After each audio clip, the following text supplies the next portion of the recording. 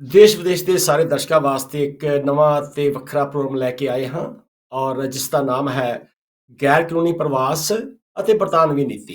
ਪਿਛਲੇ ਦਿਨਾਂ ਦੇ ਵਿੱਚ ਦੇਖਦੇ ਹਾਂ ਕਿ ਬਰਤਾਨੀਆ ਦਾ ਜੋ ਕਾਰੋਬਾਰ ਹੈ, ਅਸੀਂ ਬ੍ਰੈਕਸਟਰ ਤੋਂ ਪਹਿਲਾਂ ਦੀ ਗੱਲ ਕਰੀਏ ਤਾਂ ਬ੍ਰੈਕਸਟਰ ਦਾ ਜੇ ਕਹਿ ਦਈਏ ਆਧਾਰ ਹੀ ਇਹ ਜਿਹੜਾ ਖੁੱਲੀ ਜਿਹੜੀ ਆਵਾਜਾਈ ਸੀ ਆਉਣ ਵਾਲੇ ਲੋਕਾਂ ਦੀ ਜਿਹੜੀ ਯੂਰਪ ਤੋਂ ਸਾਰੇ ਯੂਰਪ ਦੇ ਵਿੱਚ ਲੋਕ ਇੱਕ ਦੂਜੇ ਦੇਸ਼ਾਂ ਦੇ ਵਿੱਚ ਬਿਨਾਂ ਕਿਸੇ ਰੋਕ ਟੋਕ ਦੇ ਆ ਜਾ ਸਕਦੇ ਸਨ।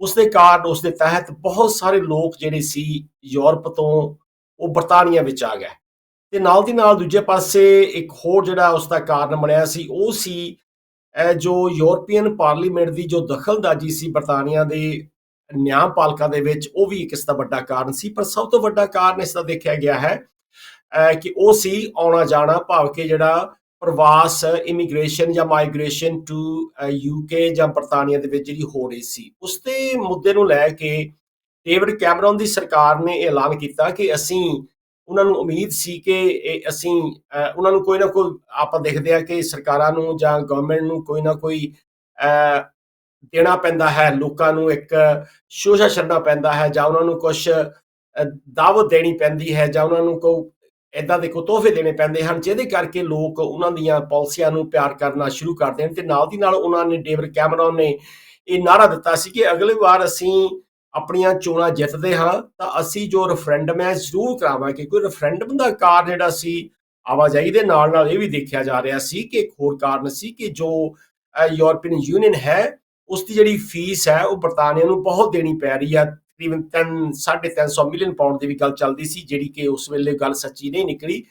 ਖੈਰ, ਅੱਜ ਦਾ ਜਿਹੜਾ ਵਿਸ਼ਾ ਹੈ ਉਹ, ਕਿਉਂਕਿ ਹੁਣ ਇਹਨਾਂ ਦਿਨਾਂ ਦੇ ਵਿੱਚ ਜੋ ਬਰਤਾਨੀਆ ਦਾ ਪ੍ਰਧਾਨ ਮੰਤਰੀ ਹੈ ਜਾਂ ਇਸ ਤੋਂ ਪਹਿਲਾਂ ਪ੍ਰਧਾਨ ਮੰਤਰੀ ਹੈ, ਇਹਨਾਂ ਨੇ ਵੀ ਕੋਸ਼ਿਸ਼ ਕੀਤੀ ਸੀ ਕਿ ਜਿਹੜਾ ਆਵਾਸ ਹੈ ਜਾਂ ਜਿਹੜਾ ਪ੍ਰਵਾਸ ਹੈ ਜਾਂ ਆ ਰਿਹਾ ਹੈ, ਜਿਹੜਾ ਬਾਹਰਲੇ ਮੁਲਕਾਂ ਤੋਂ ਬਰਤਾਨੀਆ ਦੇ ਵਿੱਚ ਜਿਹੜੇ ਲੋਕਾਂ ਦੀ ਆਮਦ ਹੈ, ਮਾਈਗ੍ਰੇਸ਼ਨ ਹੈ, ਉਸ ਨੂੰ ਕਿੱਦਾਂ ਰੋਕਣਾ ਹੈ। ਉਸ ਦੇ ਕਾਰਨ ਵੀ ਆਪਾਂ ਦੇਖ ਸਕਦੇ ਹਾਂ ਕਿ ਇਹਨਾਂ ਮੁਲਕਾਂ ਦੇ ਵਿੱਚ, ਅਸੀਂ ਬਰਤਾਨੀਆ ਦੀ ਗੱਲ ਕਰਦੇ ਹਾਂ ਤਾਂ ਤਕਰੀਬਨ ਪੌਣੇ 3 ਲੱਖ ਲੋਕ ਜਿਹੜੇ ਨੇ ਉਹ ਬੇਘਰੇ ਨੇ, ਜਿਨ੍ਹਾਂ ਦੇ ਵਿੱਚ 1.5 ਲੱਖ ਬੱਚੇ ਵੀ ਨੇ। ਸੋ ਇੱਕ ਬਹੁਤ ਵੱਡੀ ਗਿਣਤੀ ਨੂੰ ਮੱਦੇਨਜ਼ਰ ਰੱਖਦਿਆਂ ਹੋਇਆਂ ਲੋਕਾਂ ਦੀਆਂ ਜਿਹੜੀਆਂ ਨਿੱਤਾ ਪ੍ਰਤੀ ਦੀਆਂ ਜ਼ਰੂਰਤਾਂ ਵਾਸਤੇ ਜੋ ਸੇਵਾਵਾਂ ਪ੍ਰਦਾਨ ਕੀਤੀਆਂ ਜਾਂਦੀਆਂ ਨੇ, ਜਿਨ੍ਹਾਂ ਦੇ ਵਿੱਚ ਆਪਾਂ ਹਸਪਤਾਲਾਂ ਦੀ ਸੇਵਾ ਦੀ ਗੱਲ ਕਰਦੇ ਹਾਂ, ਸਕੂਲਾਂ ਦੀ ਗੱਲ ਕਰਦੇ ਹਾਂ, ਬੱਸ ਸਰਵਿਸ ਦੀ ਗੱਲ ਕਰਦੇ ਹਾਂ, ਨਾਲ ਦੀ ਨਾਲ ਜਿਹੜੀ ਘਰਾਂ ਦੀ ਰਿਹਾਇਸ਼ੀ ਜਿਹੜੇ ਘਰ ਨੇ ਉਹਨਾਂ ਦੀ ਜਿਹੜੀ ਕਮੀ ਆ ਰਹੀ ਹੈ, ਉਹਦੇ ਵਿੱਚ ਵੀ ਬੜੀਆਂ ਪਹਿਲਾਂ ਹੀ ਇੱਥੋਂ ਦੇ ਲੋਕਾਂ ਨੂੰ ਬੜੀਆਂ ਮੁਸ਼ਕਲਾਂ ਆ ਰਹੀਆਂ ਨੇ। ਸੋ ਰਿਸ਼ੀ ਸੁਨਕ ਨੇ ਇਹ ਜਿਹੜੇ ਦਾਅਵੇ ਕੀਤੇ ਸਨ ਕਿ ਅਸੀਂ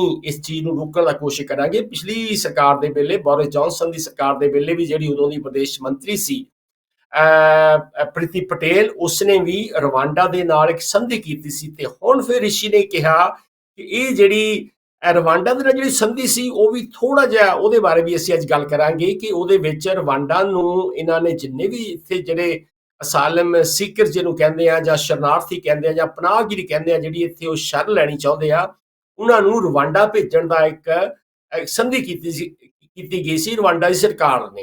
ਤੇ ਉਸ ਤੋਂ ਬਾਅਦ ਹੁਣ ਰਿਸ਼ੀ ਸੁਨਕ ਨੇ ਵੀ ਉਹ ਬੋਰਿਸ ਜੌਨਸਨ ਵਾਲਾ, ਜਾਂ ਜੇ ਕਹਿ ਦਈਏ ਜਿਹੜੀ ਸੁਏਲਾ ਬ੍ਰੇਬਰਮੈਨ ਹੈਗੀ ਆ, ਜਿਹੜੀ ਇੱਥੋਂ ਦੀ ਇਸ ਵੇਲੇ ਵਿਦੇਸ਼ ਮੰਤਰੀ ਹੈਗੀ ਆ, ਉਹਨਾਂ ਨੇ ਫੈਸਲਾ ਕੀਤਾ ਕਿ ਸਾਨੂੰ ਜਿਹੜੀ ਇਹ ਮਾਈਗ੍ਰੇਸ਼ਨ ਆ ਇਸ ਨੂੰ ਰੋਕਣ ਦੀ ਲੋੜ ਪੈਣੀ ਆ। ਤੇ ਇਸ ਕਰਕੇ ਹੁਣ ਇੱਕ ਨਵੀਂ ਜਿਹੜੀ ਇਹਨਾਂ ਦਿਨਾਂ ਦੇ ਵਿੱਚ ਹਲਚਲ ਹੋਈ ਆ, ਉਹਦੇ ਬਾਰੇ ਅਸੀਂ ਗੱਲਬਾਤ ਕਰਾਂਗੇ। ਤੇ ਮੇਰੇ ਨਾਲ ਇਸ ਵੇਲੇ ਜੁੜਨਗੇ ਸਾਡੇ ਬਹੁਤ ਹੀ ਸਤਿਕਾਰਯੋਗ ਡਾਕਟਰ ਬਲਦੇਵ ਸਿੰਘ ਜੀ ਕੰਦੋਲਾ ਤੇ ਨਾਲ ਦੀ ਨਾਲ ਕੇਹਰ ਸ਼ਰੀਫ ਜੀ। ਤੇ ਅਸੀਂ ਗੱਲ ਕਰਦੇ ਹਾਂ ਕਿ ਭਾਵੇਂ ਕਿਸੇ ਵੀ ਕਾਰਨਾਂ ਕਰਕੇ ਲੋਕ ਜਿਹੜੇ ਆ ਉਹ ਪ੍ਰਵਾਸ ਕਰਦੇ ਨੇ, ਪਰ ਹੁਣ ਜੇ ਅਸੀਂ ਦੇਖੀਏ ਇਹਨਾਂ ਦਿਨਾਂ ਦੀ ਗੱਲ ਕਰੀਏ ਤਾਂ ਜਿਹੜੇ ਸਮੀਕਰਨ ਨੇ ਉਹ ਬਹੁਤ ਬਦਲ ਚੁੱਕੇ ਨੇ ਕਿ ਬਹੁਤ ਸਾਰੇ ਦੇਸ਼ਾਂ ਦੇ ਵਿੱਚ, ਖਾਸ ਤੌਰ ਤੇ ਜਦੋਂ ਅਸੀਂ ਗੱਲ ਕਰਦੇ ਹਾਂ ਸੀਰੀਆ ਦੀ, ਇਰਾਕ ਦੀ ਗੱਲ ਕਰਦੇ ਹਾਂ, ਲੀਬੀਆ ਦੀ ਗੱਲ ਕਰਦੇ ਹਾਂ, ਕਿ ਉੱਥੇ ਜੋ ਕੜਮੱਸ ਪਿਆ ਹੈ ਔਰ ਜੋ ਲੋਕਾਂ ਦਾ ਬੁਰਾ ਹਾਲ ਹੋਇਆ ਹੈ ਲੜਾਈਆਂ ਕਰਕੇ, ਉਹਦੇ ਨਾਲ ਵੀ ਲੋਕਾਂ ਨੇ ਆਪਣੇ ਮੁਲਕਾਂ ਨੂੰ ਛੱਡਣਾ ਤਰਜੀਹ ਸਮਝਿਆ। ਭਾਵੇਂ ਇਹ ਕੋਈ ਸੌਖਾ ਨਹੀਂ, ਕਦੇ ਵੀ ਪ੍ਰਵਾਸ ਕਰਨਾ ਕਦੇ ਸੌਖਾ ਨਹੀਂ ਹੁੰਦਾ, ਆਪਣੇ ਘਰ ਨੂੰ ਛੱਡਣਾ ਬੜਾ ਔਖਾ ਹੁੰਦਾ, ਪਰ ਫਿਰ ਵੀ ਜਦੋਂ ਹਾਲਾਤ ਬਦਲਦੇ ਨੇ ਤੇ ਬਹੁਤ ਸਾਰੇ ਲੋਕ ਆ ਉਹ ਕੋਈ ਨਾ ਕੋਈ ਇਹੋ ਜਿਹਾ ਉਹ ਯਤਨ ਕਰਦੇ ਆ। ਤੇ ਅੱਜ ਅਸੀਂ ਗੱਲਬਾਤ ਕਰਾਂਗੇ ਕਿ ਜੋ ਨਵੀਂ ਜਿਹੜੀ ਇੱਕ ਪਾਲਿਸੀ ਹੁਣ ਜਿਹੜੀ ਸਰਕਾਰ ਨੇ ਨੀਤੀ ਜਾਂ ਉਹਨਾਂ ਨਵਾਂ ਕਾਨੂੰਨ ਉਹਨਾਂ ਨੇ ਪੇਸ਼ ਕੀਤਾ ਹੈ, ਜਿਸ ਦੇ ਨਾਲ ਜਿਹੜੀ European convention of human rights ਹੈਗੀ ਆ ਜਾਂ ਮਨੁੱਖੀ ਅਧਿਕਾਰਾਂ ਦੀ ਜਿਹੜੀ ਸੰਧੀ ਆ, UN ਦੇ ਨਾਲ ਸੰਧੀ ਹੈ ਜਾਂ ਉਹਨਾਂ ਦਾ ਚਾਰਟਰ ਹੈ, ਉਹਨੂੰ ਵੀ ਕਿਤੇ ਨਾ ਕਿਤੇ ਜੇ ਦੇਖਿਆ ਜਾਵੇ ਦਾਅ ਦੇ ਉੱਤੇ ਲਾਇਆ ਜਾ ਰਿਹਾ ਹੈ, ਤੇ ਪਰ ਇਹਦੇ ਬਾਰੇ ਵੀ ਬਹੁਤ ਸਾਰੀਆਂ ਹੋਰ ਰਾਵਾਂ ਆ ਚੁੱਕੀਆਂ ਨੇ। ਇਹਨਾਂ ਗੱਲਾਂ ਨੂੰ ਅਸੀਂ ਅੱਜ ਅੱਗੇ ਤੋਰਾਂਗੇ, ਤੇ ਆਓ ਅਸੀਂ ਸਵਾਗਤ ਕਰਦੇ ਹਾਂ ਡਾਕਟਰ ਬਲਦੇਵ ਸਿੰਘ ਜੀ ਕੰਦੋਲਾ ਤੇ ਕੇਹਰੀ ਸ਼ਰੀਫ ਜੀ ਦਾ, ਤੇ ਦੋਹਾਂ ਮਹਿਮਾਨਾਂ ਦਾ ਬਹੁਤ ਬਹੁਤ ਧੰਨਵਾਦ ਕਰਦੇ ਹਾਂ। ਤੇ ਨਾਲ ਦੀ ਨਾਲ ਗੱਲ ਸ਼ੁਰੂ ਕਰਾਂਗੇ, ਬਲਦੇਵ ਜੀ ਤੋਂ ਸ਼ੁਰੂ ਕਰਦੇ ਹਾਂ ਕਿ ਇਸ ਮੁਲਕ ਦੇ ਵਿੱਚ ਦੇਖਿਆ ਜਾਵੇ ਕਿ ਜਿਹੜੀ ਇਮੀਗ੍ਰੇਸ਼ਨ ਦੀ ਜਿਹੜੀ ਇਸ ਵੇਲੇ ਬੜੀ ਸਮੱਸਿਆ ਆ ਰਹੀ ਹੈਗੀ ਆ, ਕਿ ਇੱਥੇ ਲੋਕਾਂ ਨੂੰ ਵੀ ਜਾਂ ਕਹਿ ਦਈਏ ਕਿ ਇਸ ਵੇਲੇ ਰਿਹਾਇਸ਼ ਦੀ ਜਾਂ ਸਕੂਲਾਂ ਦੇ ਵਿੱਚ ਜਗ੍ਹਾ ਨਹੀਂ ਮਿਲਦੀ ਹੈਗੀ, ਜਾਂ ਡਾਕਟਰ ਨਹੀਂ ਮਿਲਦੇ ਹੈਗੇ, ਕਿ ਡਾਕਟਰ ਵੀ ਹਫ਼ਤੇ ਬਾਅਦ ਹੀ ਮਰੀਜ਼ ਨੂੰ ਮਿਲਣਾ ਚਾਹੁੰਦਾ ਹੈ। ਤੋ ਇਹ ਜਿਹੜਾ ਹੁਣ ਨਵਾਂ ਰਿਸ਼ੀ ਸੁਨਕ ਨੇ ਐਲਾਨ ਕੀਤਾ ਹੈ, ਜਾਂ ਸਰਕਾਰ ਨੇ ਇੱਕ ਫੈਸਲਾ ਲਿਆ ਹੈ, ਬੜਾ ਸਖਤ ਫੈਸਲਾ ਲਿਆ ਹੈ, ਤੁਸੀਂ ਇਹਦੇ ਬਾਰੇ ਕਿੱਥੋਂ ਗੱਲ ਸ਼ੁਰੂ ਕਰਨੀ ਚਾਹੁੰਦੇ ਆ ਬਲਦੇਵ ਕੰਦੋਲਾ ਜੀ? ਚੰਦਰਪਾਲ ਜੀ, ਬਹੁਤ ਬਹੁਤ ਧੰਨਵਾਦ। ਦੇਖੋ, ਤੁਸੀਂ ਆਪਣੀ ਜਾਣ ਪਛਾਣ ਦੇ ਵਿੱਚ ਬਹੁਤ ਕੁਝ ਕਹਿ ਦਿੱਤਾ ਹੈਗਾ। ਇਹ ਜਿਹੜੀ ਪ੍ਰਵਾਸ ਦੀ ਸਮੱਸਿਆ ਹੈਗੀ, ਕੋਈ ਨਵੀਂ ਸਮੱਸਿਆ ਨਹੀਂ ਹੈਗੀ। ਪਿਛਲੇ 70-80 ਸਾਲ ਤੋਂ ਇਹ ਸਿਲਸਿਲਾ ਚੱਲਦਾ ਆ ਰਿਹਾ, ਔਰ ਰਿਸ਼ੀ ਸੁਨਕ ਕੋਈ ਨਵੇਂ ਪ੍ਰਧਾਨ ਮੰਤਰੀ ਨਹੀਂ ਹੈਗੇ ਜਿਨ੍ਹਾਂ ਨੂੰ ਕਿ ਇਹ ਸਮੱਸਿਆ ਦਾ ਹੱਲ ਕਰਨ ਦਾ ਜਿਹੜਾ ਚੈਲੰਜ ਆ ਉਹਦਾ ਸਾਹਮਣਾ ਕਰਨਾ ਪੈ ਰਿਹਾ ਹੈਗਾ। ਇਹਨਾਂ ਤੋਂ ਜਿੰਨੇ ਵੀ ਪਹਿਲਾਂ ਵੀ ਪ੍ਰਧਾਨ ਮੰਤਰੀ ਆਏ ਸੀ, ਉਹ ਵੀ ਕਹਿੰਦੇ ਸੀ ਕਿ ਅਸੀਂ ਇਸ ਸਮੱਸਿਆ ਦਾ ਹੱਲ ਕਰਾਂਗੇ। ਪਿਛਲੇ 70 ਸਾਲ ਤੋਂ ਜਿੰਨੇ ਵੀ ਬਰਤਾਨੀਆ ਦੇ ਪ੍ਰਧਾਨ ਮੰਤਰੀ ਬਣੇ ਹੈਗੇ ਆ, ਉਹ ਹਮੇਸ਼ਾ ਇਹੀ ਕਹਿ ਰਹੇ ਜੀ, ਮੈਂ ਇਸ ਸਮੱਸਿਆ ਦਾ ਬਿਲਕੁਲ ਹੱਲ ਕਰੂੰਗਾ। ਜੋ ਇਸ ਵੇਲੇ ਰਿਸ਼ੀ ਸੁਨਕ ਜੀ ਕਹਿ ਰਹੇ ਆ ਕਿ ਮੈਂ ਇਸ ਇਮੀਗ੍ਰੇਸ਼ਨ ਦੀ ਸਮੱਸਿਆ ਨੂੰ ਖਤਮ ਕਰ ਦੂੰਗਾ, ਲੇਕਿਨ ਇਹ ਕਦੇ ਵੀ ਖਤਮ ਨਹੀਂ ਹੋਈ ਹੈਗੀ। ਨਾ ਹੀ ਲੱਗਦਾ ਹੈਗਾ ਕਿ ਇਹ ਖਤਮ ਹੋਣ ਵਾਲੀ ਹੈਗੀ ਆ। ਹਾਲਾਂਕਿ ਆਪਾਂ ਇੱਥੇ ਸਾਡੀਆਂ ਜਿਹੜੀਆਂ ਯੂਕੇ ਦੀਆਂ ਸਰਕਾਰਾਂ ਹੈਗੀਆਂ, ਉਹ ਇਹ ਮਹਿਸੂਸ ਕਰਦੇ ਆ ਕਿ ਬਈ ਇਹ ਸਮੱਸਿਆ ਜਿਹੜੀ ਆ ਸਿਰਫ ਬਰਤਾਨੀਆ ਦੀ ਆ। ਤੁਸੀਂ ਆਏ ਦਿਨ ਇਹ ਖਬਰਾਂ ਦੇਖਦੇ ਆ ਕਿ ਅਫਰੀਕਾ ਤੋਂ ਇਟਲੀ 'ਚ ਸ਼ਿਪ ਭਰ ਭਰ ਕੇ ਲੋਕ ਆ ਰਹੇ ਆ, ਡੁੱਬ ਜਾਂਦੇ ਆ, ਸ਼ਿਪ ਡੁੱਬ ਜਾਂਦੇ ਆ, ਲੋਕਾਂ ਦੀਆਂ ਮੌਤਾਂ ਹੋ ਰਹੀਆਂ। ਟਰਕੀ ਤੋਂ ਸ਼ਿਪ ਭਰ ਕੇ ਲੋਕ ਇੱਧਰ ਨੂੰ ਆ ਰਹੇ ਆ, ਗ੍ਰੀਸ ਨੂੰ ਆ ਰਹੇ ਹੈਗੇ ਆ, ਉਧਰ ਫਰਾਂਸ ਦੇ ਵਿੱਚ ਜਾ ਰਹੇ ਹੈਗੇ ਆ, ਜਰਮਨੀ ਦੇ ਵਿੱਚ ਜਾ ਰਹੇ ਆ। ਲੇਕਿਨ ਸਾਡੀ ਸਰਕਾਰ ਨੂੰ ਇਹ ਨਹੀਂ ਪਤਾ ਨਹੀਂ ਕਿਉਂ ਉਹ ਇਹੀ ਸਮਝਦੇ ਆ ਕਿ ਸਿਰਫ ਤੇ ਸਿਰਫ ਇਹ ਯੂਕੇ ਦੀ ਸਮੱਸਿਆ, ਹੋਰ ਕਿਸੇ ਦੀ ਕੋਈ ਇਹ ਸਮੱਸਿਆ ਨਹੀਂ। ਮੈਨੂੰ ਇਸ ਤਰ੍ਹਾਂ ਲੱਗਦਾ ਕਿ ਯੂਰਪੀਅਨ ਮੁਲਕਾਂ ਨੇ ਇਹਦੇ ਬਾਰੇ ਕੇਰ ਸ਼ਰੀਫ ਜੀ ਦੱਸਣਗੇ, ਉਹਨਾਂ ਨੇ ਇਸ ਸਮੱਸਿਆ ਦਾ ਥੋੜਾ ਬਹੁਤਾ ਹੱਲ ਕਰ ਲਿਆ ਹੈਗਾ। ਲੇਕਿਨ ਸਾਨੂੰ ਹਜੇ ਤੱਕ ਕਿਸੇ ਵੀ ਯੂਰਪੀਅਨ ਮੁਲਕ ਨੇ ਜਾਂ ਯੂਕੇ ਨੇ ਉਸ ਸਮੱਸਿਆ ਦਾ ਜਿਹੜਾ ਅਸਲ ਕਾਰਨ ਹੈਗਾ, ਉਹਦੇ ਤੇ ਹੱਥ ਰੱਖਣ ਦੀ ਕਦੇ ਵੀ ਕੋਸ਼ਿਸ਼ ਨਹੀਂ ਕੀਤੀ ਕਿ ਉਹ ਲੋਕ ਕੌਣ ਹਨ ਜਿਹੜੇ ਕਿ ਇੱਥੇ ਆ ਰਹੇ ਯੂਰਪ ਦੇ ਵਿੱਚ, ਔਰ ਉਹ ਲੋਕ ਕਿਉਂ ਆ ਰਹੇ ਆ, ਔਰ ਉਹ ਇੰਨੇ ਪੈਸੇ ਦੇ ਕੇ, ਜਿਨ੍ਹਾਂ ਨੂੰ ਇਹ ਸਮਗਲਰ ਕਹਿੰਦੇ ਆ, ਪੀਪਲ ਸਮਗਲਰ, ਉਹਨਾਂ ਨੂੰ ਉਹ ਲੋਕ ਪੈਸੇ ਦੇ ਕੇ ਇੱਥੋਂ ਤੱਕ ਪਹੁੰਚਣ ਦੀ ਕੋਸ਼ਿਸ਼ ਕਰਦੇ ਆ। ਇਹਦਾ ਮਤਲਬ ਇਹ ਆ ਕਿ ਬਈ ਉਹ ਕਾਫੀ ਅਮੀਰ ਲੋਕ ਹੈਗੇ ਆ ਜਿਹੜੇ ਕਿ ਇਸ ਸ਼ਿਪਸ ਦੇ ਵਿੱਚ ਆਉਣ ਦੀ ਕੋਸ਼ਿਸ਼ ਕਰਦੇ ਆ। ਹੁਣ ਆਪਣੀ ਸਰਕਾਰ ਨੇ, ਰਿਸ਼ੀ ਸੁਨਕ ਜੀ ਕਹਿ ਰਹੇ, ਜਿਹੜੇ ਲੋਕ ਸਮਾਲ ਬੋਟਸ, ਛੋਟੀਆਂ ਕਿਸ਼ਤੀਆਂ ਦੇ ਵਿੱਚ ਆਉਂਦੇ ਆ, ਉਹਨਾਂ ਨੂੰ ਅਸੀਂ ਰੋਕਾਂਗੇ। ਕੀ ਇਹਦਾ ਮਤਲਬ ਇਹ ਆ ਕਿ ਜੇਕਰ ਤੁਹਾਡੇ ਕੋਲ ਬਹੁਤ ਵੱਡਾ ਸ਼ਿਪ ਹੈਗਾ, ਤੁਹਾਨੂੰ ਉਹ ਨਹੀਂ ਰੋਕਣਗੇ? ਇਹ ਜਿਹੜੀਆਂ ਕੰਟਰਡਿਕਸ਼ਨਸ ਹੈਗੀਆਂ ਸਾਡੀ ਸਰਕਾਰ ਦੀਆਂ, ਉਹ ਉਹਨਾਂ ਤੇ ਕਿੰਤੂ ਪਰੰਤੂ ਕਰਨਾ ਪਊਗਾ। ਔਰ ਇਹਦੇ ਨਾਲ ਦੀ ਨਾਲ ਤੁਸੀਂ ਜਿਸ ਤਰ੍ਹਾਂ ਕਿਹਾ ਹੈ ਕਿ ਹਿਊਮਨ ਰਾਈਟਸ ਕਨਵੈਨਸ਼ਨ ਜਿਹੜੀ ਆ UN ਦੀ ਹੈਗੀ, ਯੂਰਪੀਅਨ ਯੂਨੀਅਨ ਦੀ ਹੈਗੀ ਆ, ਉਹਦੀ ਇਹ ਬਿਲਕੁਲ ਉਲੰਘਣਾ ਹੈਗੀ ਆ। ਉਹਦੀ ਉਲੰਘਣਾ ਕਰਕੇ ਇਹ ਕਿਸ ਤਰ੍ਹਾਂ ਕਾਮਯਾਬ ਹੋ ਜਾਣਗੇ? ਜਿਹੜੀ ਰਵਾਂਡਾ ਦਾ ਚੱਕਰ ਚਲਾਇਆ ਸੀ ਪਹਿਲੀ ਸਰਕਾਰ ਨੇ ਜਾਂ ਪਹਿਲੇ ਪ੍ਰਧਾਨ ਮੰਤਰੀ ਨੇ, ਉਹ ਵੀ ਕਾਮਯਾਬ ਨਹੀਂ ਹੋਇਆ ਹੈਗਾ। ਕਿਉਂ ਨਹੀਂ ਹੋਇਆ ਹੈਗਾ? ਕਿਉਂਕਿ ਉਹਦੇ ਸਾਹਮਣੇ ਜੋ ਕਾਨੂੰਨੀ ਸਮੱਸਿਆਵਾਂ ਆਉਂਦੀਆਂ ਹੈਗੀਆਂ, ਉਹਨਾਂ ਨੂੰ ਸਰ ਕਰਨਾ ਬਹੁਤ ਜ਼ਰੂਰੀ ਹੈਗਾ। ਔਰ ਇਸ ਸਮੱਸਿਆ ਨੂੰ ਮੇਰਾ ਖਿਆਲ ਆ ਦੁਬਾਰਾ ਦੇਖਣ ਦੀ ਲੋੜ ਆ, ਔਰ ਇਹ ਦੇਖਣ ਦੀ ਲੋੜ ਆ ਕਿ ਉਹ ਲੋਕ ਜਿਹੜੇ ਕਿ ਆ ਰਹੇ, ਉਹਨਾਂ ਦੀ ਅਸਲ ਸਮੱਸਿਆ ਕੀ ਹੈਗੀ ਆ। ਜੀ ਕੇਰ ਜੀ, ਬਲਦੇਵ ਜੀ ਨੇ ਦੋ ਨੁਕਤੇ ਉਠਾਏ ਆ। ਉਹਨਾਂ ਨੇ ਇੱਕ ਤਾਂ ਹਿਊਮਨ ਰਾਈਟਸ ਜਿਹੜੀ ਕਨਵੈਨਸ਼ਨ ਦੀ ਗੱਲ ਕੀਤੀ ਆ, ਤੇ ਨਾਲ ਦੀ ਨਾਲ ਲੋਕਾਂ ਦੇ ਡੁੱਬ ਕੇ ਮਰਨ ਦੀ ਵੀ ਉਹਨਾਂ ਨੇ ਇੱਕ ਜ਼ਿਕਰ ਕੀਤਾ ਹੈ। ਪਰ ਨਾਲ ਦੀ ਨਾਲ ਅਸੀਂ ਦੇਖਦੇ ਆ ਕਿ 2028-22 ਦੇ ਵਿੱਚ 2800 ਲੋਕ ਡੁੱਬ ਕੇ ਮਰ ਚੁੱਕੇ ਆ। ਤੇ ਨਾਲ ਦੀ ਨਾਲ ਆਪਾਂ ਨੂੰ ਯਾਦ ਹੋਵੇਗਾ ਕਿ ਦਸੰਬਰ 1996 ਦੇ ਵਿੱਚ ਮਾਲਟਾ ਦੇ ਵਿੱਚ ਇੱਕ ਬੇੜੀ ਕਾਂਡ ਹੋਇਆ ਸੀ। ਮਾਲਟਾ ਬੇੜੀ ਕਾਂਡ ਦੇ ਵਿੱਚ 170 ਦੇ ਕਰੀਬ ਜਿਹੜੇ ਸੀ ਆਪਣੇ ਚੜ੍ਹਦੇ ਪੰਜਾਬ ਦੇ ਪੰਜਾਬੀ ਨੌਜਵਾਨ ਸਨ, ਤੇ ਘੱਟੋ ਘੱਟ 40-45 ਜਿਹੜੇ ਉਹ ਪੱਛਮੀ ਪੰਜਾਬ ਦੇ ਪੰਜਾਬੀ ਸਨ, ਤੇ ਨਾਲ ਦੀ ਨਾਲ ਹੋਰ ਵੀ ਲੋਕ ਸਨ। ਉਹ ਜਿਹੜਾ ਭਿਆਨਕ ਹਾਦਸਾ ਹਲੇ ਵੀ ਸਾਡੇ ਪੰਜਾਬ ਦੇ ਲੋਕਾਂ ਨੂੰ ਨਹੀਂ ਭੁੱਲਦਾ। ਜੇ ਸਾਨੂੰ ਪਤਾ ਕਿ ਇਹੋ ਜਿਹਾ ਖਤਰਾ ਉੱਥੇ, ਉਸ ਖਤਰੇ ਨੂੰ ਪਹਿਲਾਂ ਹੀ ਬੰਦ ਕੀਤਾ ਜਾਵੇ ਤਾਂ ਲੋਕਾਂ ਦੀ ਜਾਨ ਬਚਾਈ ਨਹੀਂ ਜਾ ਸਕਦੀ। ਮੇਰੇ ਖਿਆਲ ਇਹ ਪਿਛਲੇ ਦਿਨਾਂ ਦੇ ਵਿੱਚ ਜੋ ਪ੍ਰੀਤੀ ਪਟੇਲ ਨੇ ਇਹ ਵੀ ਕਿਹਾ ਸੀ ਕਿ ਅਸੀਂ ਨਹੀਂ ਚਾਹੁੰਦੇ ਕਿ ਉਹ ਲੋਕ ਇੰਨੀ ਦਰਦਨਾਕ ਮੌਤ ਮਰਨ ਸਮੁੰਦਰਾਂ ਦੇ ਵਿੱਚ, ਤੇ ਉਹਨਾਂ ਵਾਸਤੇ ਉਹ ਕੋਸ਼ਿਸ਼ ਕਰਨ ਜੇ ਅਸਲੀ ਤਰੀਕੇ ਨਾਲ ਆ ਸਕਦੇ ਆ। ਬਲਦੇਵ ਜੀ ਨੇ ਇੱਕ ਹੋਰ ਗੱਲ ਕੀਤੀ ਆ, ਜਿਹੜਾ ਵੱਡੇ ਜਹਾਜ਼ ਰਾਹੀਂ ਜੇ ਉਹ ਆਉਣਗੇ ਤਾਂ ਆਉਣ ਦੇਣਗੇ, ਪਰ ਗੱਲ ਤਾਂ ਇਹ ਹੈਗੀ ਵੱਡੇ ਜਹਾਜ਼ ਨੂੰ ਤਾਂ ਆਗਿਆ ਲੈਣੀ ਪੈਣੀ ਆ, ਪਰ ਛੋਟੀ ਬੇੜੀ ਤਾਂ ਤੁਹਾਨੂੰ ਪਤਾ ਚੋਰੀ ਛਿਪੇ ਰਾਤ ਨੂੰ ਆ ਜਾਂਦੀ ਆ। ਤੇ ਇਹ ਵੀ ਥੋੜਾ ਦੇਖਣ ਦੀ ਲੋੜ ਹੈਗੀ ਆ ਕਿਹਰ ਜੀ, ਕਿ ਇਹਨਾਂ ਲੋਕਾਂ ਦੀ ਜਾਨ ਕਿੱਦਾਂ ਬਚਾਈ ਜਾ ਸਕਦੀ ਆ। ਕੀ ਇਹ ਜਿਹੜਾ ਇੰਨਾ ਖਤਰਾ ਮੁੱਲ ਲੈਂਦੇ ਹੈਗੇ ਆ, ਕੀ ਉਹ ਜੋ ਕਾਰਗਰ ਨਹੀਂ ਹੋਵੇਗਾ? ਤੇ ਮੇਰੇ ਖਿਆਲ ਉਹਨਾਂ ਨੂੰ ਡਰਾਉਣ ਦੇ ਵਾਸਤੇ ਹੀ ਯਤਨ ਕੀਤਾ ਜਾ ਰਿਹਾ। ਕਿਹਰ ਜੀ, ਤੁਸੀਂ ਕੀ ਸੋਚਦੇ ਆ ਇਸ ਦ੍ਰਿਸ਼ਟੀਕੋਣ ਤੋਂ?